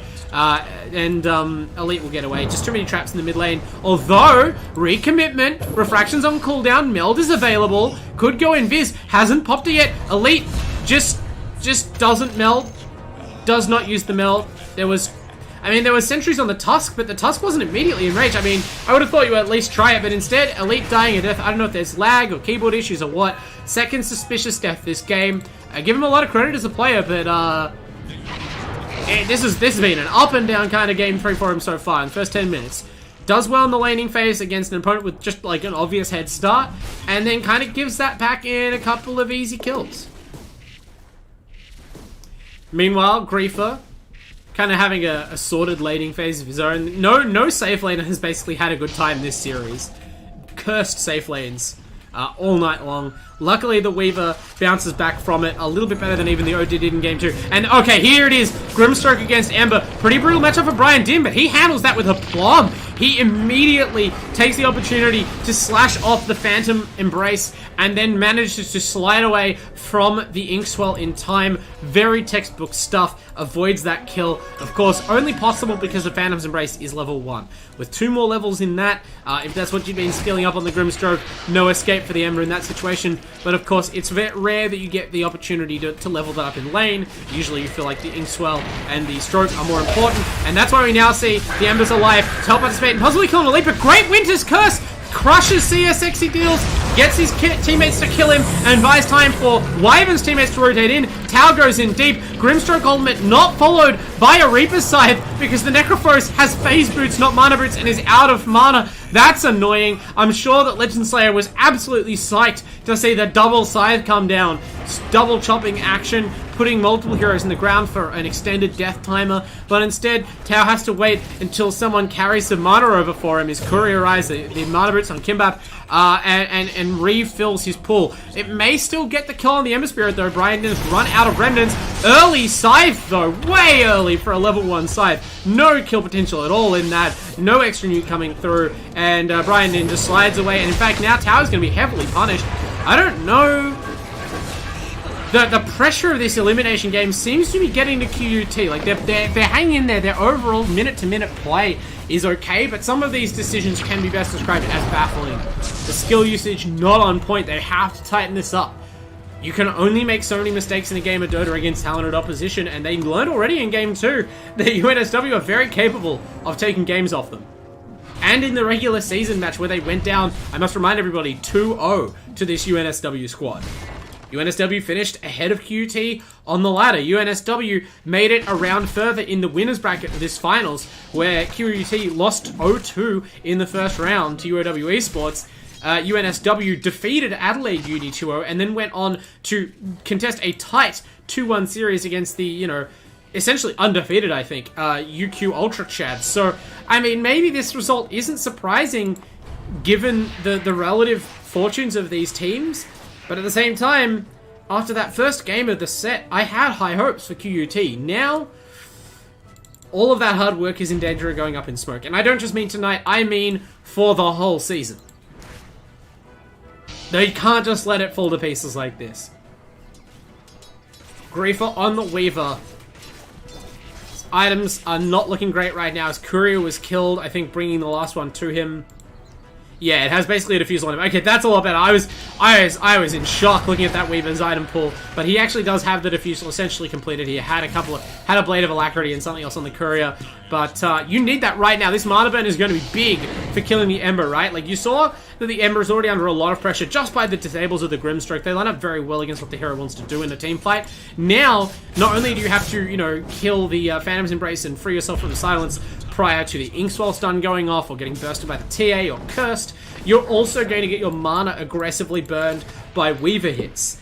whenever you present yourself in the lane. The poke, potentially. You don't often, you're going to steal a League of Legends casting term here. It's not something you often hear about in Dota, but that is kind of what QUT have with this draft. The heroes are very mobile, have a stronger effective range than their opponents, and can ultimately wear them out of valuable resources. They're going to wear Brian Din out of his life here if he's not careful. He does have the Remnant, threw it back onto the hill defensively at the start of this. He's looking for Legend Slayer though before he makes that retreat. Grimstroke trying to get back under the tower, doesn't have the opportunity to do that or land his ultimate. They go in with the Beraldo Tusk as well, trying to disrupt the teleports as they arrive, but it may have been an overcommitment. We see that the Weaver is in deep, trying to kill off the Ember. Settles for Mr. Sexy Deals. Beraldo in danger now. Both supports, putting their lives on the line for the side of the Radiant, but only one, what we call, to actually hand his in. That's the Witch Doctor. They do not finish off the Tusk. He manages to get back to the safety of his team. And QUT, they don't have the best burst damage or control. Like I said, more of a poke team. Low cooldowns, low commitment on these damage,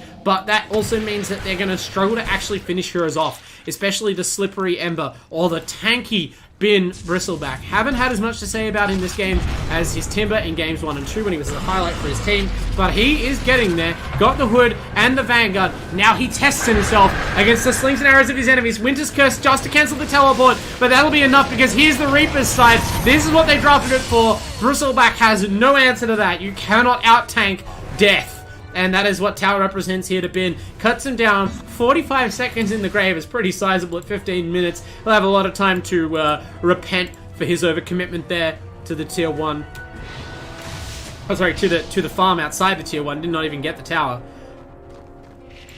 I guess that's a commitment to the tower in some ways. Speaking of commitment, Griefer is committed to standing forward to bait. Tusk, Beraldo, walks into the Phantom's Embrace, knocks it off though and goes for the Snowball. Really nice job handling this low-level Grimstroke silence. They are not afraid of it. They know that they can get rid of it in time to have their spells cast, and it ends up being Griefer who dies. Slayer is going to be punished as well. Brian Din just executes QUT for that sloppy play. Going to get a triple! For what? I suppose they are buying time on top. Elite trying to get some sort of kill in return. Salim, that's not going to happen. There's no way you're cancelling the Sven's TP. So the Sven slips away. Triple kill for the Ember Spirit of Brian Din, who is already balling out of control here. Has the full completed Spirit Vessel. Necrophos, very sad to see that one. Winter Wyvern, very sad to see that one. They're going to kill this Necrophos with it as well. The Ember Spirit won't even be required. Oh, maybe he will actually. He's going to get in on the Ghost Shroud, but it's just enough time for Brian Din to show up and reveal that he has that Spirit Vessel online, and Tau, keels over at the side of the item, basically. Granted, Beraldo, by having to stick around longer after that Ghost Shroud bought time, is killed off in exchange to some sort of a trade happening, but this is a disastrous couple of minutes for QUT. They give up the gold lead back to their opponents, and more importantly, a lot of that gold goes directly into the pockets of the Ember Spirit. Double kill actually to the Weaver. Griefer doing a good job this game of finding the supports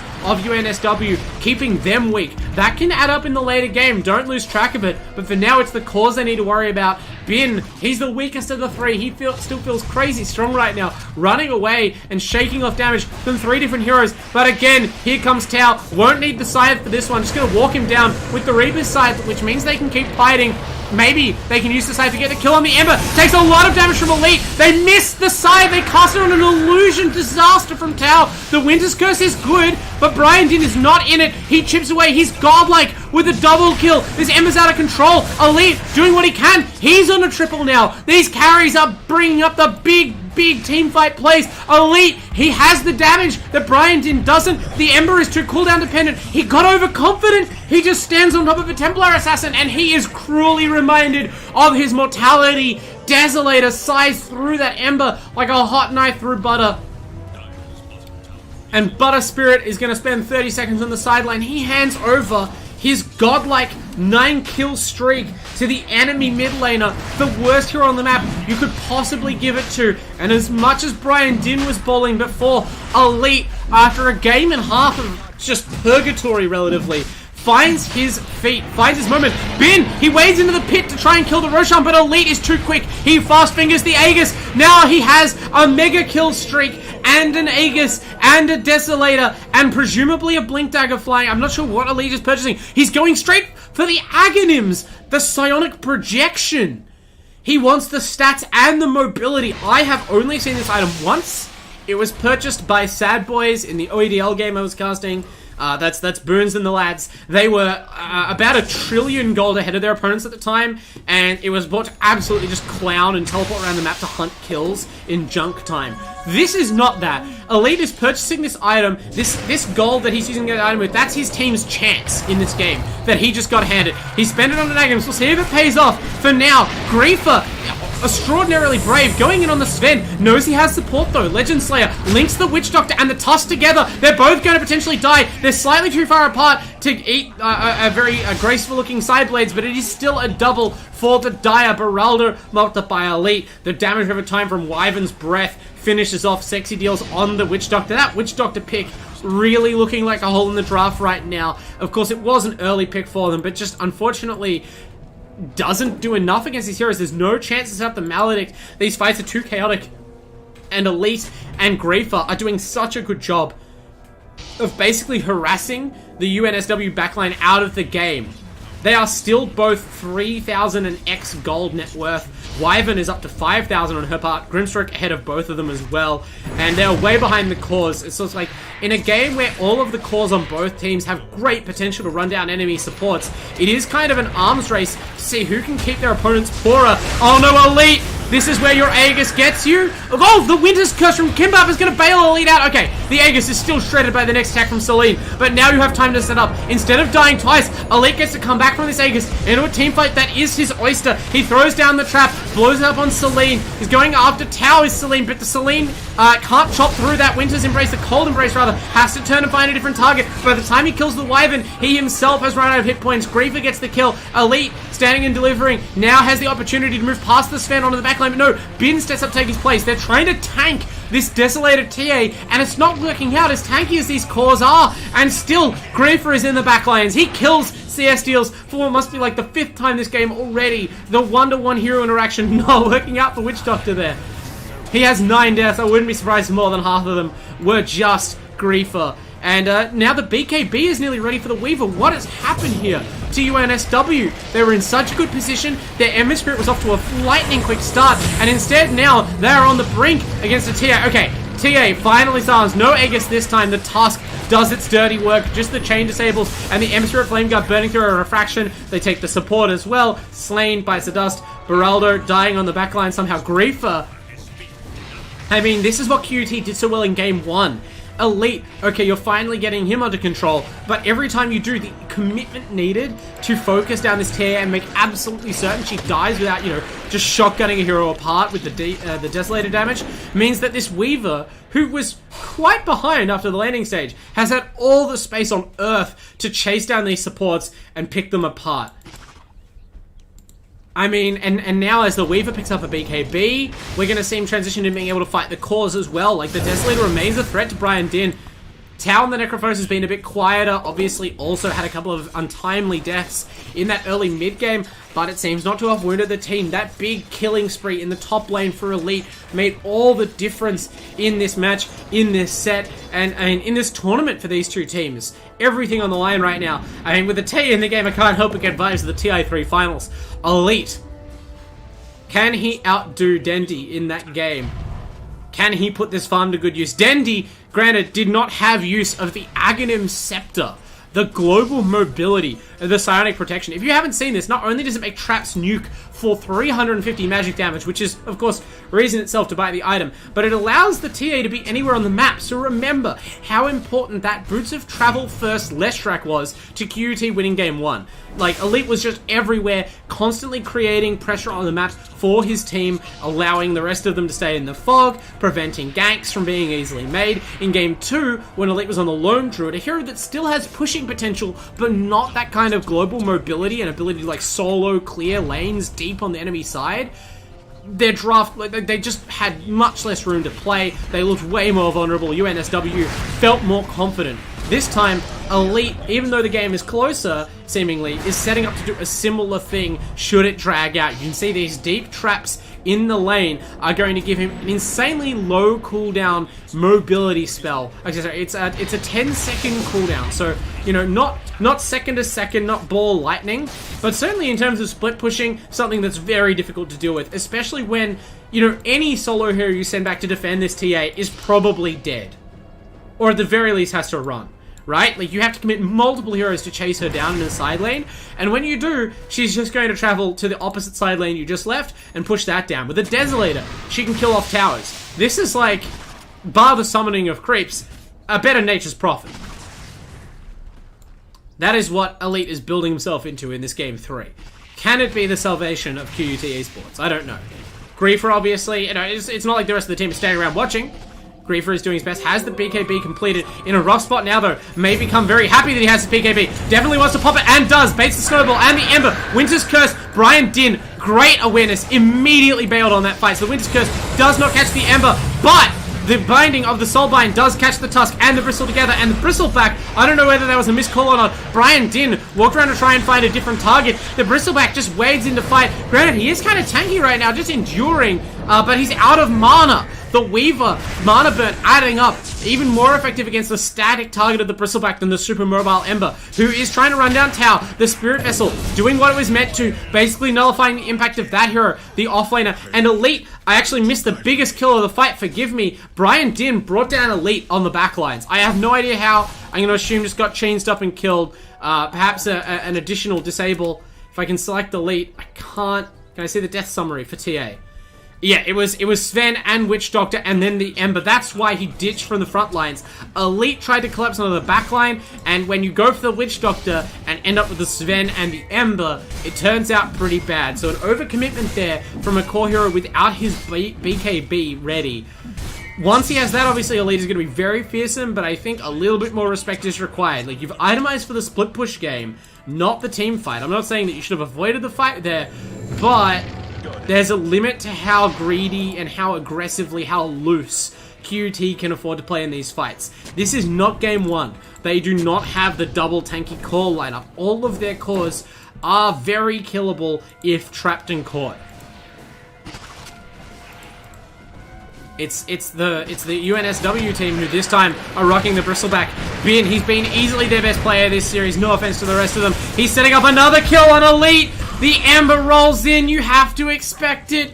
Bin, like, in particular, if I have to shout out any one aspect of his play, has not made one false move in terms of committing to fights this whole game.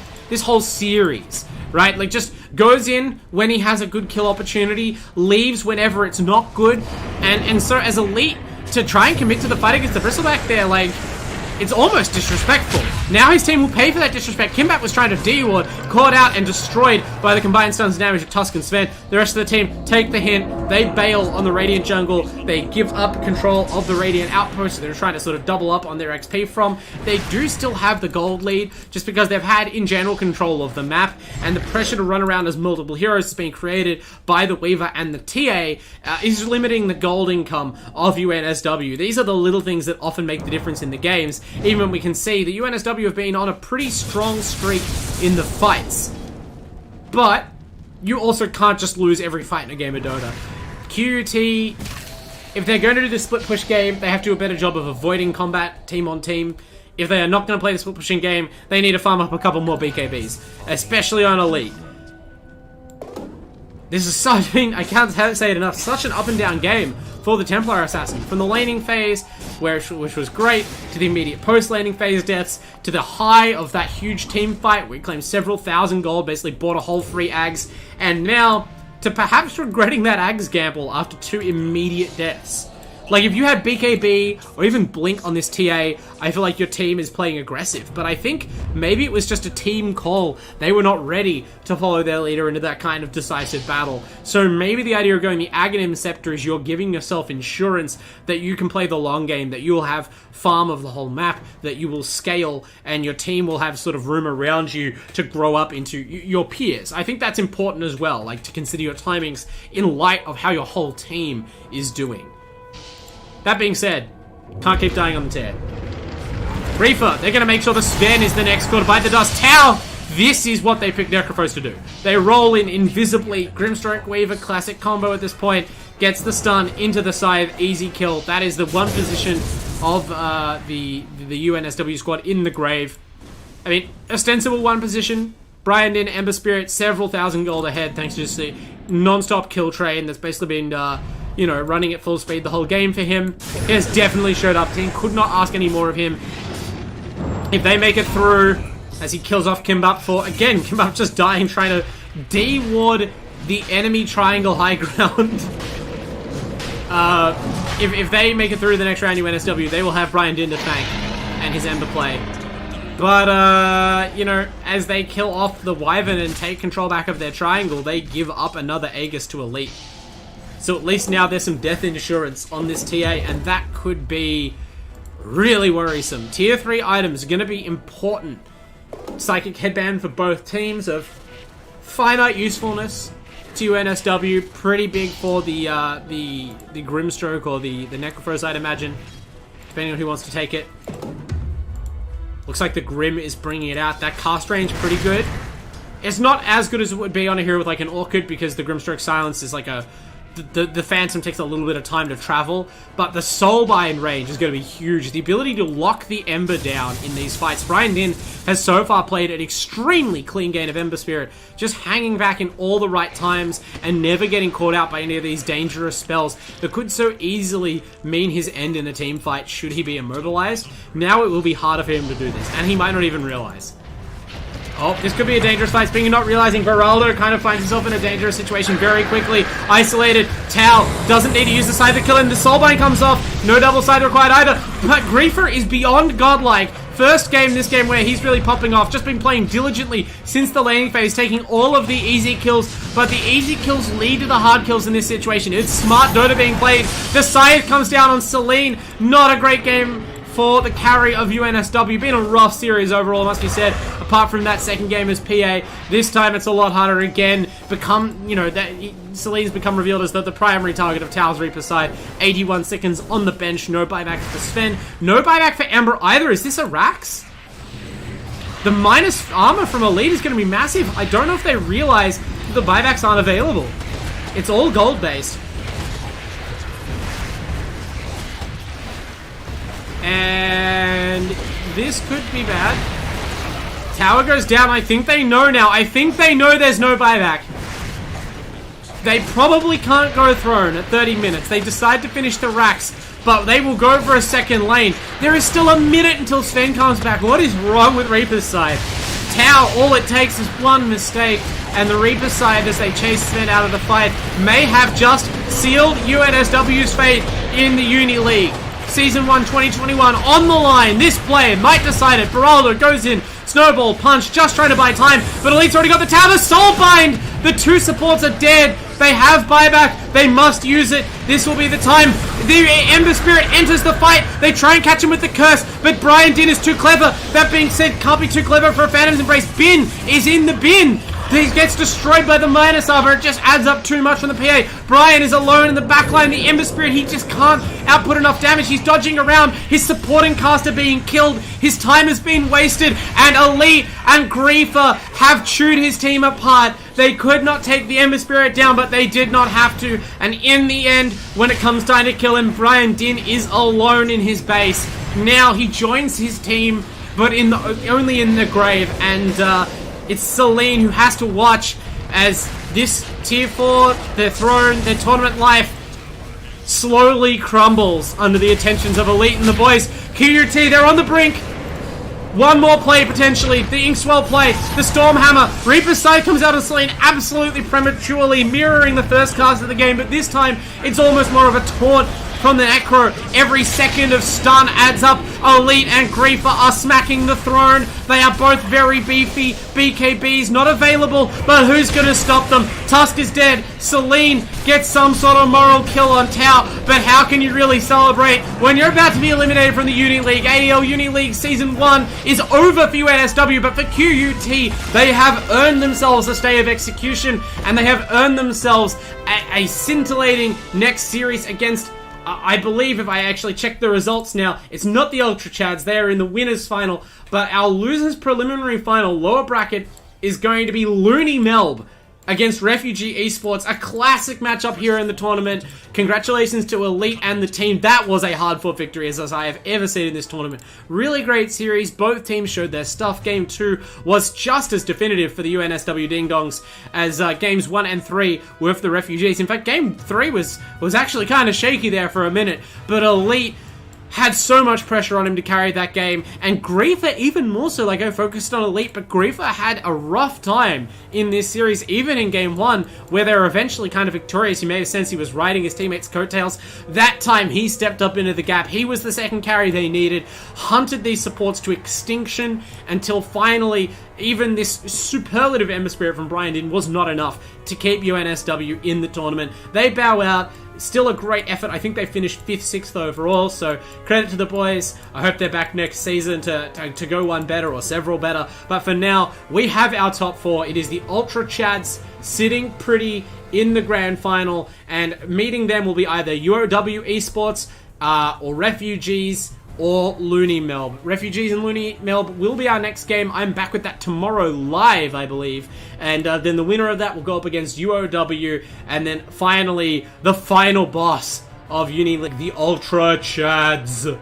They will make their mark on the grand final. Stay tuned for all of that. It is going to come at you quick over the next couple of days. But all of the schedule is available. Just jump on Twitter. Make sure you are following AU Esports League at AU Esports League. Follow me if you want as well at Awanderingbard. I'd much appreciate it. Lots of casting and other esports content for multiple games coming up. But for now, this has been your AELUni League cast for the night. Shout outs to all our sponsors and all our fans. And I'll see you tomorrow night.